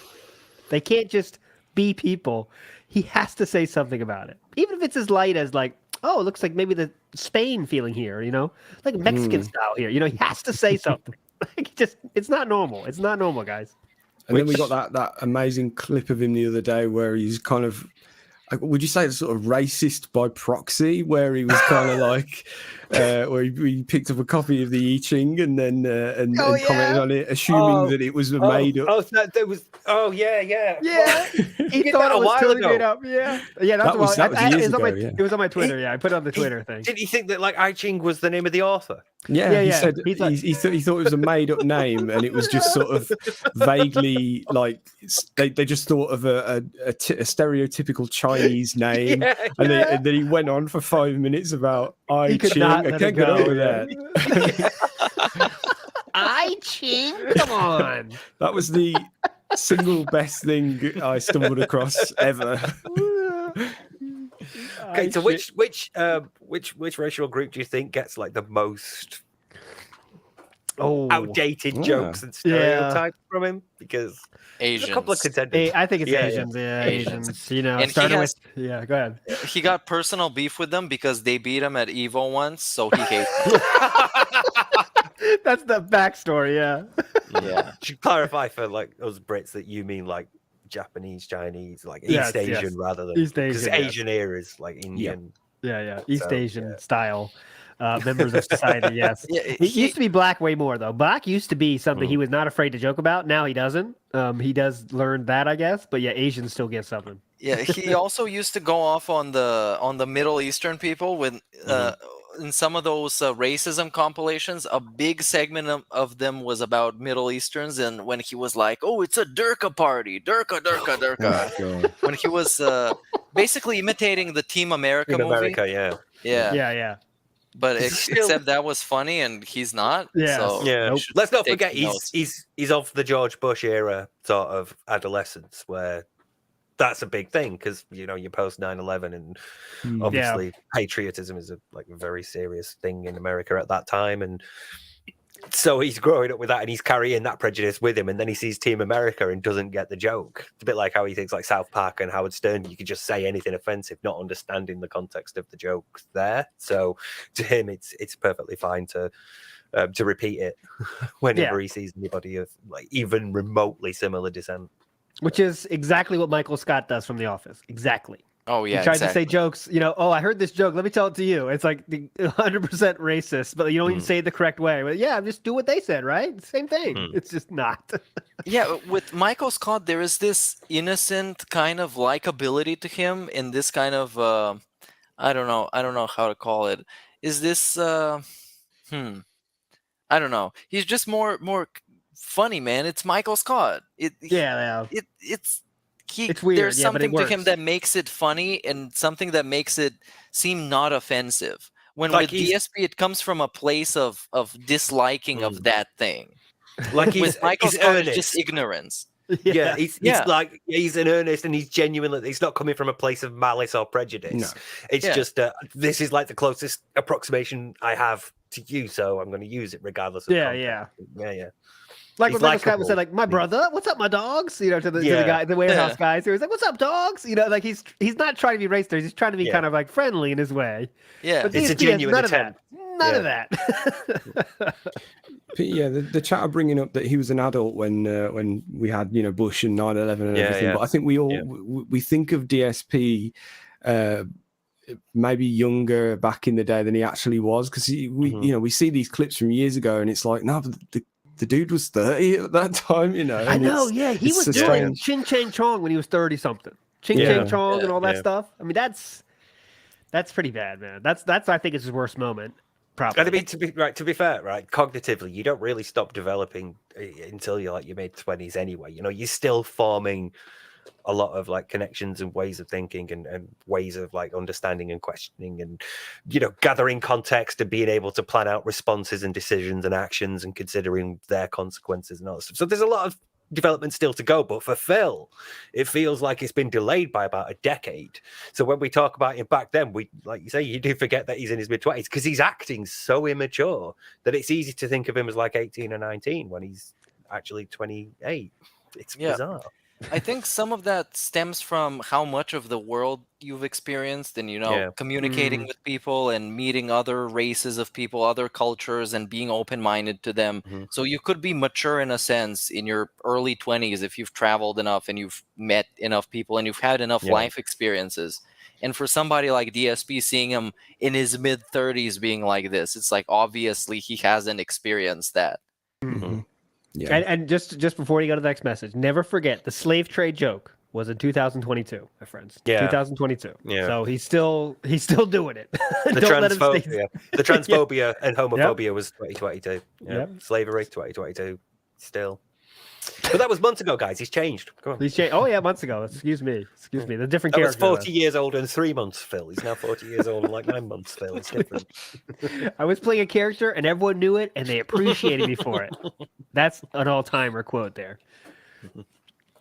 Yeah. I mean, the thing is, that's another thing. The slave trade thing. You could imagine Michael Scott or David Brent saying, but then you'd cut away to Gareth or to someone staring at the camera and it's telegraphed that it's a joke. Whereas with Phil, it's just that awkward silence afterwards. And God, that's so great. It's dawning on him that he probably shouldn't have said that, or maybe it wasn't. But maybe it wasn't. The best thing about that awkward silence is the looks back at chat to see if anybody's typed LOL.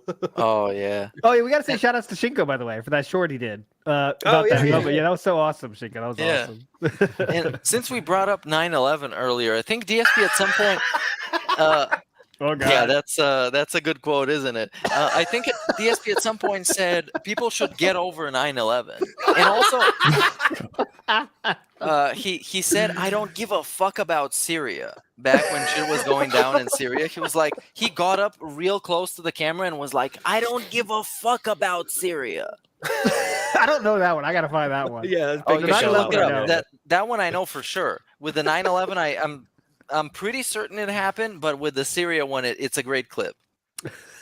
I gotta find that one. All right, let's Jesus, move on. there's like 389 results for Syria, so we'll be like skimming. Oh, back a while. God. Yeah. Oh, just look up I don't give a fuck about Syria. That's gonna come up. Get over it. Get over it, guys. Okay, All right, who's let's go, Dark side Grug. Grug make war with enemy tribesmen in Call of Dunga. Grug hit enemy tribesmen with sling 6, 7, 8 times. Nothing happened. Enemy tribesmen hit Grug. 1 slingshot. Grug go forever sleep. Enemy tribesmen no appear on magic fireplace. Still make Grug go forever sleep. This man of shit. Active Unga lie. Smoke signal speed no good. Smoke signal speed slow. Grug needs seashell tribute. Grug go to barter cave next moon. Grug barter for big Rugina saber-tooth Jasper food. Big up, that being said, tribal council. That being said, tribal council favorite tribal council. Big up Alt, legendary chieftain. Big up Sam, witch doctor fix bad spirit in tooth. Big up Meerkat, warrior poet. Big up Steve, very wise shaman, explain bad spirit. What for dinner? That was awesome. That was awesome. You had to ruin it. You had to ruin it with the dinner question. Yeah, that was awesome. Good, amazing creativity, dude. I don't know what to say, but that was awesome. That was amazing. Good shit. The enemy tribesman. The enemy tribesman was their input was delayed. The enemy. My favorite part of that was making the teeth spirits go away. Making the bad teeth spirits go away. That's the best part. That was awesome. Awesome. Great creativity, man. That's what I like the best is the creativity, and that was definitely that. Yeah. Funny, yeah, I need to bring this up actually. We're running out of space on this SpeakPipe account, and I feel like that's the kind of message we would keep. Yeah, definitely. All right, I'll deal with it. Oh, Cobain, thanks so much, man. Cobain found the clip there, so I'll get that in the old short ideas folder. You don't mind? Don't mind if I do. All right, go ahead. Don't give him any more ideas, please. Yeah, Chew's saying the same thing. It's like Chew lying next to him at like 3 a.m. going, oh, he's woken up again. Another shot. It's going to be great. It's about 9/11. And it works when I try to explain the jokes, but like she doesn't know that much about DSP yet. And it's like, I guess that's fine. I don't know. Like, Okay, here's the idea. Right, can I take this tangent? Because I had this thought before. Somebody tagged me on Twitter saying that they've just bought Lucasade for like a tenner, and they made their wife try it, and she said it tastes a bit like cherry 7-Up. And not about that, but I had the thought that somewhere in America, this woman had her husband come up to her in the kitchen going, right, this bottle, there's a guy who streams very bad gameplay, and there's another group of people that talk about him on their stream, and 2 of them drink this. And I really want to try it. Wild to me, that.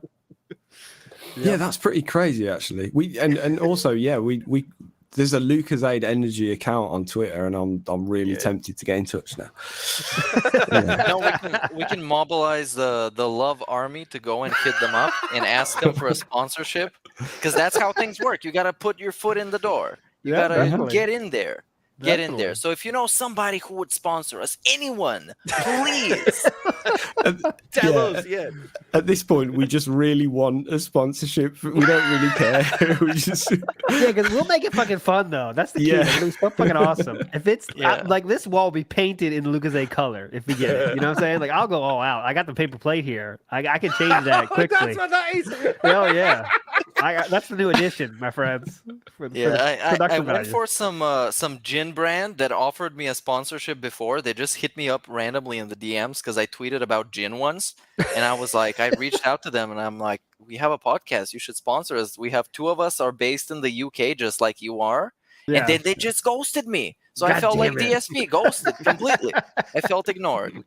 Oh god, I saw a sponsored tweet on my Twitter feed that was from a gin company, and they were called Ardbeg. They've got to know. The algorithm's got to be picking that up. God.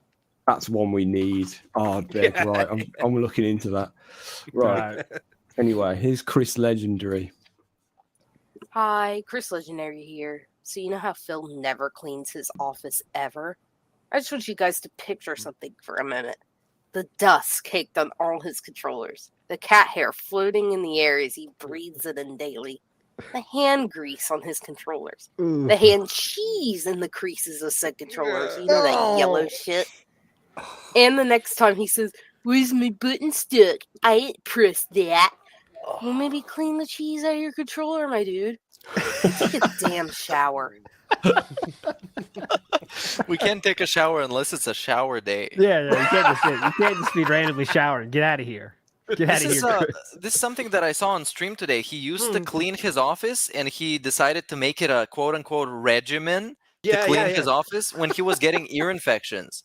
And then he got the toilet seat around his neck, and he's not getting ear infections anymore. So now recently, when he gets in his office, his nose gets all stuffy and his voice gets ruined. So apparently that office is not in a great state.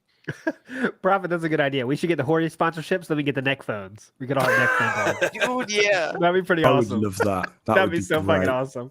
We can all get massive echoes into the stream, so Sam has to figure out the audio. That's going to be the new gimmick.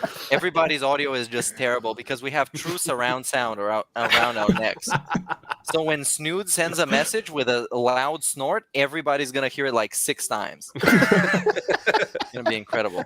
It'll sound like it's right there behind us. Yeah. It's we can tell true people surround sound. We can tell people to get hyped for our next stream because we have neck phones like Phil did. You guys are gonna love this. Neck phones. How does that help the fucking viewers? Like it's TV. Same bullshit. They get to watch us unbox them. Oh yeah, I guess so. Or yeah, send us your like lemon computers and we can open those up like Phil did. That'll be fun. This is how you do ship a PC. I'd love to see inside his current PC. Oh, like God. what it looks like now. Oh Dust. God. Piles of dust. Jasper. Like a desert. Jasper's hair build up, throw up filled up. DoorDash forks. The amount of those services covered in dry. Actually, no, that's kid flame territory. I'm not Yeah. We're trying to turn it around here. Yeah.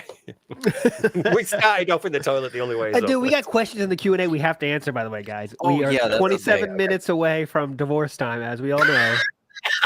I'm just saying that we got a lot of messages left. We got a lot of Q&A. And the live chatters, we got to respect them as well. So yeah, let's We think should about our just time. do- Sam, you're in charge of time. Well, I was going to say we could do a couple more messages and then get on to other things. Okay. And then maybe catch up at some point. Yeah. Okay, here's Brad Burnian. Hi, that being said, Brad Burnian here. I've got a quick fun question for you all, a little bit of a quick in ways. I'm going to give you 4 qualities of DSP and his streams. You can pick one and you will essentially cure that problem. So he will be much better at that thing, or he will stop doing that bad thing, etc. In doing so, the other 3 things will get worse. So you can tackle it how you want with whatever goal in mind. So cool. it's fun to come up with. That's 4 qualities. Number 1 is general attitude towards his audience. Number 2, his begging and the various ways he subtly and not so subtly begs. Number 3, his skill at video games in general. And number 4 is WWE Champions addiction. So you can cure one of those things. The other 3 will get worse. All right, I'm going to let Sam, the stream doctor, handle this one because you always watching out for Phil's best interests here. Well, 4 things. So 4 things I would just improve about Phil, basically, about his One presentation. you improve, one you improve, and the other ones get worse. That was the Shit! crux of the Sorry, I question. didn't catch that. Yeah, the audio is a little bit. So it's begging, gameplay skill, attitude, and WB champions. So I kind of wish WB champions wasn't here, kind of, because the other 3 are kind of relevant. WWE Champion's kind of is irrelevant to the stream. But anyways, that's how he asked the question. So go ahead, Sam. But I think that's the heart of all of his problems, though, isn't it? Like that's that's a tough one because that you think that's the obvious one to go for, but then if the other three things are getting worse, then I don't know. It's just too hard. I don't like it. It's not that deep, as a wise man once said.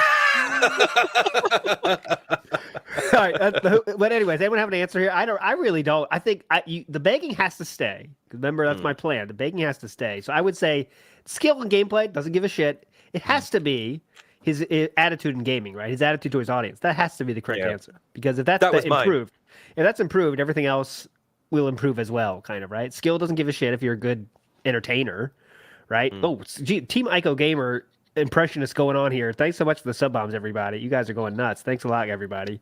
That is awesome. But hey, Meerkat, what you have an answer for that, or come on? Oh, I don't know, man. Like Sam said, the champions thing motivates all the other things to be worse. So if the champions is going strong, then he's gonna beg more. He's gonna be more toxic. The gaming, I don't think it matters. Like I mentioned earlier, I don't care if you're good at games or not. It's not really about that. I think, like you guys said, the general attitude towards his own audience. If he was nicer to them than he actually is, then that would kind of be a big improvement. So I would say that. I would say the general attitude. And if everything else got worse, then fuck it. It can't get much worse than it is. Mm-hmm. Yep. I think that the gaming thing matters to Phil. So like most of us don't care whether you're good or bad, but it matters to Phil. So I think that's the issue, because the worse that Phil does, the more arty he gets with his fans and the more stressed and annoyed he gets. So I think that's like why that's there, because obviously for me it's the attitude towards your fans, because you can deal with everything else as long as you're all right. If you're entertaining, then I don't mind if you are bad at games, or you're gonna like keep mentioning your bills or whatever. As long as you're entertaining, that's the point. But Phil isn't. Phil's abrasive and he's an asshole with his fans. So that's the bit I'd choose. Okay, but if he's nicer, does that make him less appealing to the internet? You know what I mean? Like he becomes less of a personality. He just becomes a it's like we said the other day. He just starts to become a normal streamer. And he can't do that. He cannot risk that. He cannot risk that because it's not there. The streams are not there for that. So that is true. He cannot risk losing the circus that he has created, because if that goes, it's all gone. It's a good one to ponder. That's why I think it's so hard to discuss DSP improving, because what makes DSP is all these small things that kind of build up to who he is as a personality, as a person, and his whole history.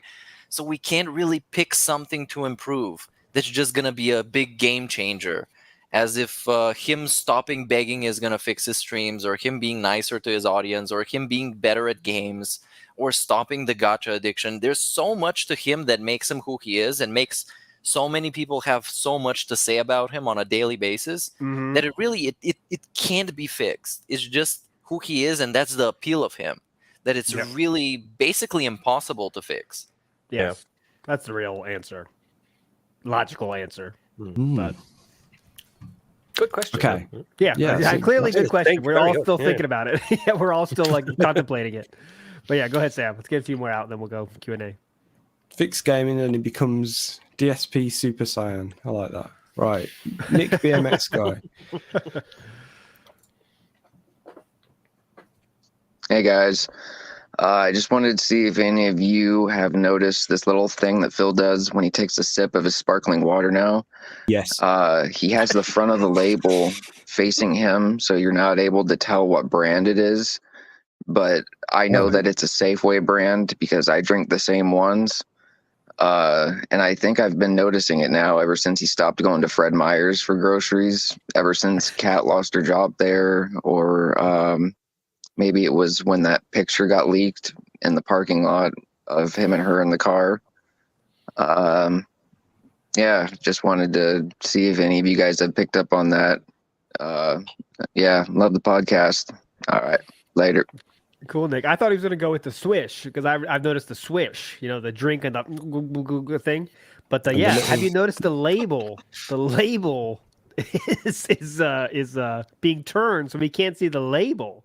I didn't notice this, but did anyone else see that? Kind of reminds me when in a movie, if there's no product placement, they're gonna take the label off. Or if there is product placement, they're gonna make it very apparent. But with him, I don't know, man, because it makes me think about all these things that he avoids doing specifically for money's sake, like putting on the glasses or showing some random animation that he just got made, because it's all paywalled and he can't afford to give you something for free, which is very fucking scummy. Yeah. But I haven't really noticed this about the seltzer water, whatever he's drinking. I don't know if it has something to tie into Cat's job or something. That's a good theory, but I really haven't noticed it. So let's get Meerkat. You're on the case here now, though, because I know you're doing restreams more these days. Watch for that. All right, we're gonna ask you about on Sunday. Dude, that's one of the things, like, because I've had people ask me if I want to have a snort counter or a belch counter or all those things. I'm really not good at counting these things because I've watched him for quite some time now, and those are just kind of things that I ignore at this point. I try and block out. And eventually, if there's like a really loud, obnoxious burp, I'm going to notice it and it's going to bother me. But most of the time, it's just kind of going by me, so I can't really track those things. Okay, but I'm gonna try and notice it. I'll try and see if I can see something about that. Yes, Steve's doing. I wonder if, like they mentioned, because it comes from Safeway. I wonder if, like, it's like, like there was a poor kid at school who would have like the wrong brand of trainers or the wrong brand, or they go to the wrong shopping center. Like you won't be going to like Tesco's or Asda. You'd be going to Aldi or to Lidl. Where you wear Dunlop trainers. These are very Brit specific things. I'm sorry, but it's quick save. Yeah, quick save. Yeah, that sort of like lower class thing, and he's worried like being seen as going to Safeway is like a lower class thing. So maybe Safeway's not though. It's not cheap by any means. It's not like the highest of classes, but it's way above Walmart. You know what I mean? Which is his like that's hell for him. That's the depths of society. Remember the dregs of society, whatever he said. That is a good point, though. Yeah, that's a good point. I can see him because he sees them. He sees himself above those people that go to Walmart, and especially our like European equivalents like Aldi and fucking Lidl and all that stuff. When you go there, it's like, whoa, you're a broke bitch. Okay, wait, guys. I'm gonna change the subject real quick. Aldi. I'm in America. We have an Aldi right next to my fucking house, 5 minutes away. Is it the same there, where it's just like random shit in the middle? Yeah. Is that how it works? Yeah. They have an aisle where they have like offers on, and it's just all really weird. Like the seasonal stuff. Like it's like because I don't like what do you go there? Like you can't get everything you need there. So like, what's the goal of? Okay, we gotta change the subject. This is not the Aldi podcast, but we'll talk about that later. I'll see you guys later. Let's go. I'll see you guys later. We got 17 minutes left. Let's do one or two more, Sam, and then we'll get to Q&A real quick. Yeah, real quick. I just want to note that in Lidl, the food and all the products are actually on pallets on the floor, some of them. And there's a big kind of row in the middle where it's just a bunch of shit in like baskets. That is like, you can get cushions, you can get shoes, you can get socks, all that shit is just in the middle. So I kind of assume something like Walmart, but I love that shit. It fills me up with joy being able to go there, find a bunch of cheap trash that I can buy, and I feel validated for not spending a lot of money, and I get my value for the little money that I spent. Yes. Yeah. Like I didn't go for a toolkit and an outdoor garden seat and like a pack of pens and some paper, but I'm fucking glad I got them. Yeah, exactly. It's shocking, really, that he doesn't shop at places like that, because could you imagine the content he could make out of that? Look what I found, everyone. Look, I got a better sound box. It only cost me like 25 cents. God, that's fucking 25 cents means it's trash, though. It needs to be like $1,000 for it to be good. Yeah, it's true. Okay, here's Ganji Kid. Hopefully. Refresh. Here we go. Hi, you're with Ganji Kid. Have you ever been addicted to anything? Are you addicted to Phil? Will Phil ever be rid of his WWE Champion's addiction? See you on Monday for Thus. Thanks. He's getting some He's doing some promotion style message there. That's a good question though. Are we addicted to anything? Are you addicted to anything? I'll go around the table. Meerkat, are you addicted to anything? So there were 3 questions in this, and I'll go, yes, I was addicted to something. I would say it did influence my life. When I first moved into Holland, I was smoking too much weed, like every college student there, and it was affecting me, so I had to lay off of it because it was getting really annoying because it is legal, but it costs a lot of money, and it starts getting annoying at some point when you spend too much money on that and not on everything else. Addicted to Phil? No, because that would imply some kind of dependency. That's definitely not the case. And will DSP get cured of his champions addiction? The champion specifically, maybe. Someday he's going to get off it when it's not fun anymore, or it's not giving him the fix that he used to get. But there's going to be something else that's going to fill that void. That's going to fill that gap. So yeah, that's my answers. All right, let's see. I imagine Sam's going to say no. He is not addicted to anything. It's just my image. But Sam, tell me, prove me wrong or right. I would say Lucozade actually, as I imagine Steve is about to say as well. I can't imagine why. Probably because I buy it constantly. I used to be a smoker, so I don't know though. I don't know if I'd ever consider myself to be addicted to cigarettes. Because I came off them quite easily, so I don't know. When you woke up in the morning, would your first thing you grab a cigarette? No, not really. Okay, so maybe you're kind of light Yeah. style addict to that then. How about you, Steve? Yeah, go Or on, did you, Steve. Sam? Please, sorry, Sam, if you're not done. Anything else? No, I think that's about it. What were the other 2 questions? We'll do Steve first. And... We can forget about those. Go ahead. Go ahead, Steve. Yes, yeah, I have very addictive personality. Like I've spoken before about going into casinos and like handing my card over to a mate, and like how much I've misused alcohol. And currently, I'm on like a number of prescription painkillers for my back that at some point I'm going to have to wean myself off. So yeah. Mm-hmm. But yeah, that's why it like interests me with film. That's why I ended up doing addiction in uni for the forensic aspects of it, and see how like criminal justice systems treat people with addictions. And to me, it's like it's a very medical issue rather than a criminal one. But yeah, that's why my interest has always been in that. Okay, interesting. I guess for me, we talked about before, but I was definitely alcoholic 100%. Still am, by the way. So I try to stay away from it. But I was definitely waking up too many times like, where is this? This is not my bedroom. So something happened. There's a story here, but I don't know what the story is. But yeah, I definitely still do some stuff though. Like Delta 8 is my new thing, but I try to keep it like once a weekish just to have, some fun. Keeps me away from other worse stuff. I like to say. But yeah, that's it for me. But yeah, I guess that was a real subtle move there, Sam. It was really good advert for us on Monday. Yeah. What was that? Sorry, not Sam. Sorry, Scott. Scott, yeah. Scott is very subtle, man. Yeah, he's Ganji Kid, by the way. He's doing a show with Steve on Mondays. Go check that out. Yes. Yeah. All right, one more message. Let's go to the Q&A, Steve. Sam, I think. Cool. Great one to end on here. Oh God, this name. Coming up, Billy Fat Nuts. Take it away. Please be good.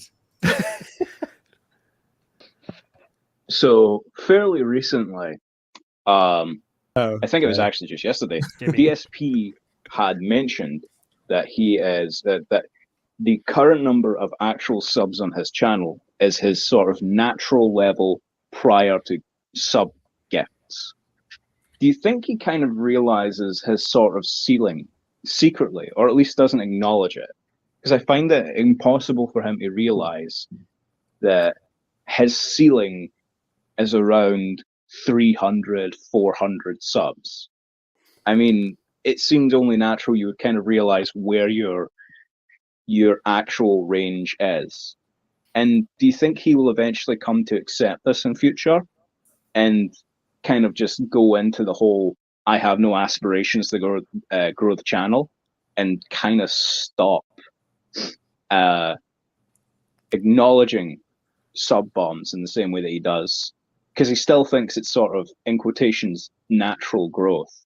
do you think he'll no longer recognize it as natural growth and just see it as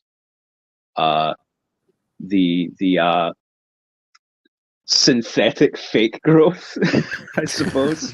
Anyway, thank you very much. Love the show. Love you, big baby boys. See you later, butt fuckers. Jesus. 0 to 10. Yeah. So the question is, I think even that's a high. That's a aggressive estimate, right? 300 something. I don't think that's. How many people are actually real, down to earth humans that say, I want to subscribe to Phil? How many can that be? His average viewer base is what? I mean, think about that. To be one of those people, you have to watch most of the streams. So that's a maximum of what?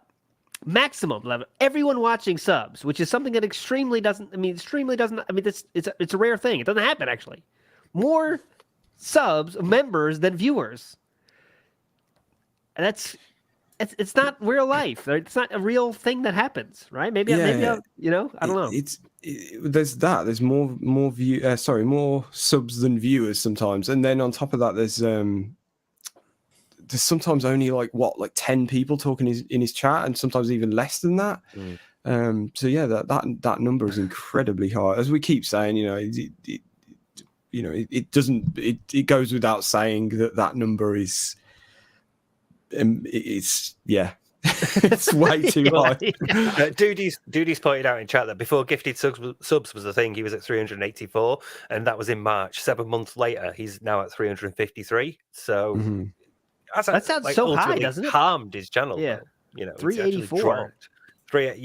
But again, those are like, how many of them are active? How many of them are in chat? How many of them are like regularly watching his videos and leaving comments and things and engaging like he wants? It's subscribers, but it's not a community, No, because nobody's chatting, nobody's interacting, and it's difficult to sort of get a word in edgeways when Derek keeps talking about Disney. You gotta love him. He has a heart of gold, Derek. Actually, he doesn't. Heart of heart of golden showers. I should have said. Meerkat, take us through the shout outs and some questions, please. Quick answer to the voice question. Yes. I think he does have around 300 because there's two types of members that he can get. One type is the people that just want to give him money and give into the begging, and the other type is the people who want the benefits, and those people show up on a pretty regular basis in his chat. So I guess about 300, I would say. So that's my question. That's my answer. Now let's get to the questions. I'm gonna pick up the ones that we can say the most about in the limited time that we have left. So let's get it first. Who's worse, DSP or LTG? DSP. Not knowing much about LTG, I'm just going to assume it's DSP. Yeah. I would go with DSP on this one. LTG at least is funny, man. Because being funny on the internet kind of gets you a long way. Even if you're a piece of shit, if you're funny, even if you're a scumbag, you can kind of get by. Yes. And it's more okay if you're funny. Because there's a lot of people on TikTok, on Instagram, on all those other medias that are piece of shit, but they're funny and people gather around them because they're funny. Yep. Anyways, let's see. What's the opinion on August the Duck's recent video on DSP? I think we talked about this. Very good. Yeah. I love how he brought the modern shit too, not just the Scorn incident. He also brought the short that was like, hey guys, just want to let you know subs are going down and I want more money, so thanks. It was good. It was good. That's my final answer. Much better than his first one. Yes. Yep. There's a curious question I'm interested about. Do you think that DSP's mobile game tendencies is what made Panda leave him, or at least partially? Because she wanted to travel and he didn't have money for that. You could argue in that respect, because all of his money and time and attention is going on this, so they never have any like free time or money to like go out. And as a young woman, she would want to go out. She would want to go to like like not that it's exclusive to women. I mean, obviously, we men like going out as well. We like going to pubs and restaurants and clubs and things. So, but the point is that she's at the age where she should be going out with her mates to pubs and clubs and things and going and doing social things like holidaying. She can't because he's too busy indoors playing Champions, or he's writing on the blackboard that Fallout 4 is coming out this week, so we can't go to your brother's wedding. Yeah. You go first. Sam, you go. Okay. Even if it wasn't the reason, it's undoubted that it contributed in some way. Is all I'll say. For the reasons you just brought up, she would have wanted to have been in a more normal relationship and want to do the things that people her age would do, and undoubtedly the situation would have meant she couldn't. I think she grew up, right? Growing up makes you change who you are, fundamentally. And also think about this, like she can't do anything. They can't do any kind of thing at all. I mean, occasionally they got the staycation action, but like any family, remember that one family event thing that she wants to go to? Oh, we can't go. That's kind of annoying and something that can make people grow distant or not want to be with a person if they can't do any family event ever because the trolls, I guess, or whatever his reason was. Remember, like, oh, it's the release day of whatever game. That's the real reason, but he didn't tell her that. It was because the trolls might go there. That's a rewind possibility there too. Yeah, that was the SOK stuff, because they could possibly swat the wedding and find where the wedding was. Yeah, it's like, all right, dude. And all of that. All right, man. So that's going to piss off someone, rightfully so, by the way. And that's probably a big part of it too. And also, she got older. Yeah. Also, Duty pointed out she got tired of having to cook when she was sick. So. yeah. She wanted the ability to go to the hospital if she needs to. She wanted to hold on to that possibility. Right, we got a quick question for Steve. How many bottles of Lucozade do you drink a day? Actually, not that many. Like, I will normally pick up a bottle for like recording or streaming because it's easy to just have it here. But most of the time, I drink tea. So. Oh, yeah, that's pretty nice. Yeah. Oh, hot lore coming out. It's all an illusion. He usually drinks tea, everyone. Remember that. Sam, what about you, though? You got to answer, too. It got to like one a day, but I'm definitely... I was what was it, last week or the week before? I was kind of sick, and when you get sick and you kind of put off whatever it was you were drinking at that point. Yeah. I got that with Lucozade, but I'm drinking some now. Put it that way. So yeah, Meerkat, what's your feelings on that style drink? I don't know anything about it. We don't really have it here that actively, or at least I haven't noticed it in the store, or I haven't bought it. Me too. But I have had comments about on my streams people being concerned that I'm smoking too many cigarettes, which is I only smoke cigarettes when I'm drinking beer, and I usually only drink beer when I'm streaming because it's more fun. So that's under control. Don't worry about it, guys. I appreciate the concern. These days, that's every day then. Yeah, it's every day, but it's in smoke a couple of cigarettes. It's not a big deal. Yeah, fair. All right, let's go. What do you drink when we're streaming? Sorry, quick question. What do you drink when we're streaming? I'm more of the Phil. I'm a Phil sparkling water style guy. Okay. I like that from Walmart. I go with the Dregs of Society. I get all geared up, ready to face the Dregs of Society and buy my water there. That's what I drink. See, I told you, he's turning into him. No, fuck you. Fuck you. Oh, God. Hold on, guys. Gotta check my phone real quick. Shawn Michaels again. God damn it. Fucking Shawn Michaels. Speaking of which, there was a tip from Meth Bear. You can read the message since I don't really get to see it here. Maybe in OBS or something. Can someone read that? I saw the amount was 420. We were talking about weed at that time, so I appreciate that part. Oh yeah, big ups. But anyways, I think we can end it with the questions now because we're getting to the divorce goal. Oh shit! So I can read some shit. Anything that's left, we can wrap it up. Well, it's gonna take a little bit to open up everything because I'm on the. Okay, I'll reveal the guest. While you do that, I'll reveal the guest. The guest's gonna be heel versus baby face, my friends. As from there, some people said we're unsure that, hey, you might not be the detractor, but I promise you, he knows all the lore. He knows everything. It's going to be a very, very hype episode. We are hyped to have that level of YouTuber in the house. We are awestruck. We are literally feeling it here. The energy is going to be intense. It's going to be hot, and it's gonna be cool. So that is the guest. Heel versus babyface. Going to be a lot of fun on Sunday, noon-ish Eastern Standard Time. So stay tuned for that. It's gonna be fun. Meerkat, are you ready? Or do you need to talk more? I can always do that. I'm ready, yes. Okay. Big ups to Canine Delight. I guess not very much of a big ups because they say Happy Thanksgiving, Steve, and only Steve. No one else gets a shout out. Big up, Steve. Thanks. Yeah, big ups to Thankful for that. Prophet. Yeah, Prophet says get a Hori sponsorship. You can all be wearing matching neck phones, which we already discussed. That would be hot. Big ups to Yosef, who said, damn Meerkat, you're so intelligent with your wise takes. I thought Steve of the Dead was the real Gandalf. DSP makes Smeagol look like a legendary Spartan. So big ups to that. We got all the knowledge up in here. Because it doesn't take a lot of knowledge to shit on DSP. Yeah. Big ups to TJ Gamebox. Newest WWE champion is Johnny Knoxville. Big ups Ice Yamamoto for the super chat. He privates the videos so he can double dip his views. Which that's the DSP way of doing stuff. It's not very efficient. Doesn't really work. Big ups Ben Zero for the super chat. Crowdfunded individual. 3 to 4 people confirmed. New amount needed to be a crowd. Big up Steve's hair gives me a reason to live. Oh, Steve is getting all the call outs today. We love it. What a day. And big ups Ganji Kid for the super chat. It's TBS Champions time. I love it. And that's it. Let me just check the members real quick to make sure we don't miss anybody.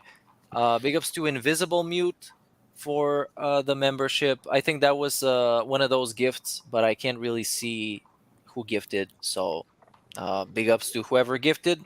Big ups Twice Stan for the membership. Mitigate, Seal, Empress Lagertha, and Chisel for the memberships. Big And I ups. know Small Dragoon was also in that gift bomb, so thanks so much for that. And the other one, yes, thanks so much. I'm not sure, but thanks so much, Small Dragoon. I know you did, and thanks so much for that. You guys are incredible.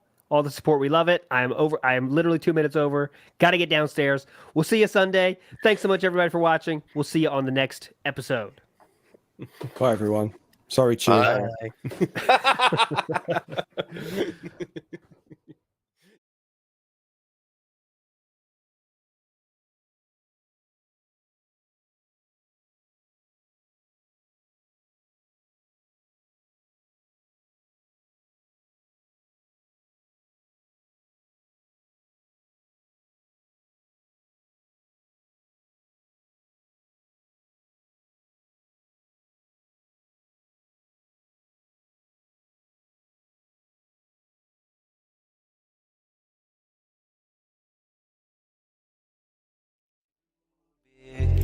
Had a boyfriend, I realized, but you told him lies with your raccoon eyes. The DoorDash is here. Wipe away your tears. Got you extra fries. I actually don't think clicking like on a live stream helps at all. So it really doesn't matter if this stream gets 100 likes or 2. I don't think it affects it. There's no trolls here. Kevin made you cry with those raccoon eyes. Raccoon eyes. Raccoon eyes. Kevin made you cry with those raccoon eyes.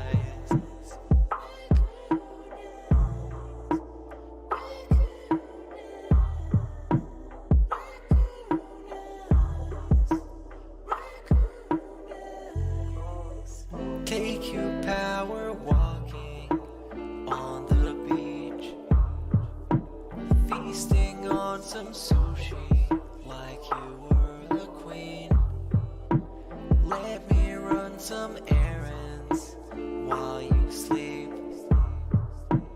I can watch you play Skyrim all day this week. Have no fear, there's no trolls here. Kevin made you cry with those raccoon eyes.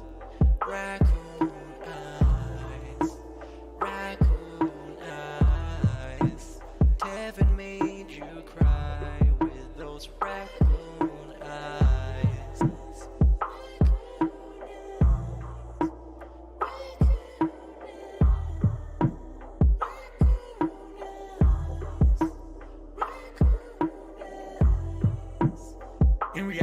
tell you guys, every day when I wake up, that's the best day of my life. I feel like this next day is awesome. I have a beautiful wife who I love so much. She loves me and a family, and Jasper, and you know, the things we get to do together. You know, I definitely want more time with them and more family time, but I absolutely love my life today compared to how it used to be. Seriously. All those years back then, you'd be like, it's a whirlwind of crap. It was me. And by the way, I've told you guys about my past. I used to drink way too much. I would be drinking constantly, all the time, because I was so stressed out. Honestly, when I started with this whole thing, I was depressed many years ago, a decade ago. I didn't like my life or anything. And basically, liquor was the way to kind of get through that. You know, it was, I hate my life. I hate who I am. So let me just drink it all away and just keep pumping out fucking YouTube videos. I don't have to do that shit anymore. You know, like, I'm happy with who I am.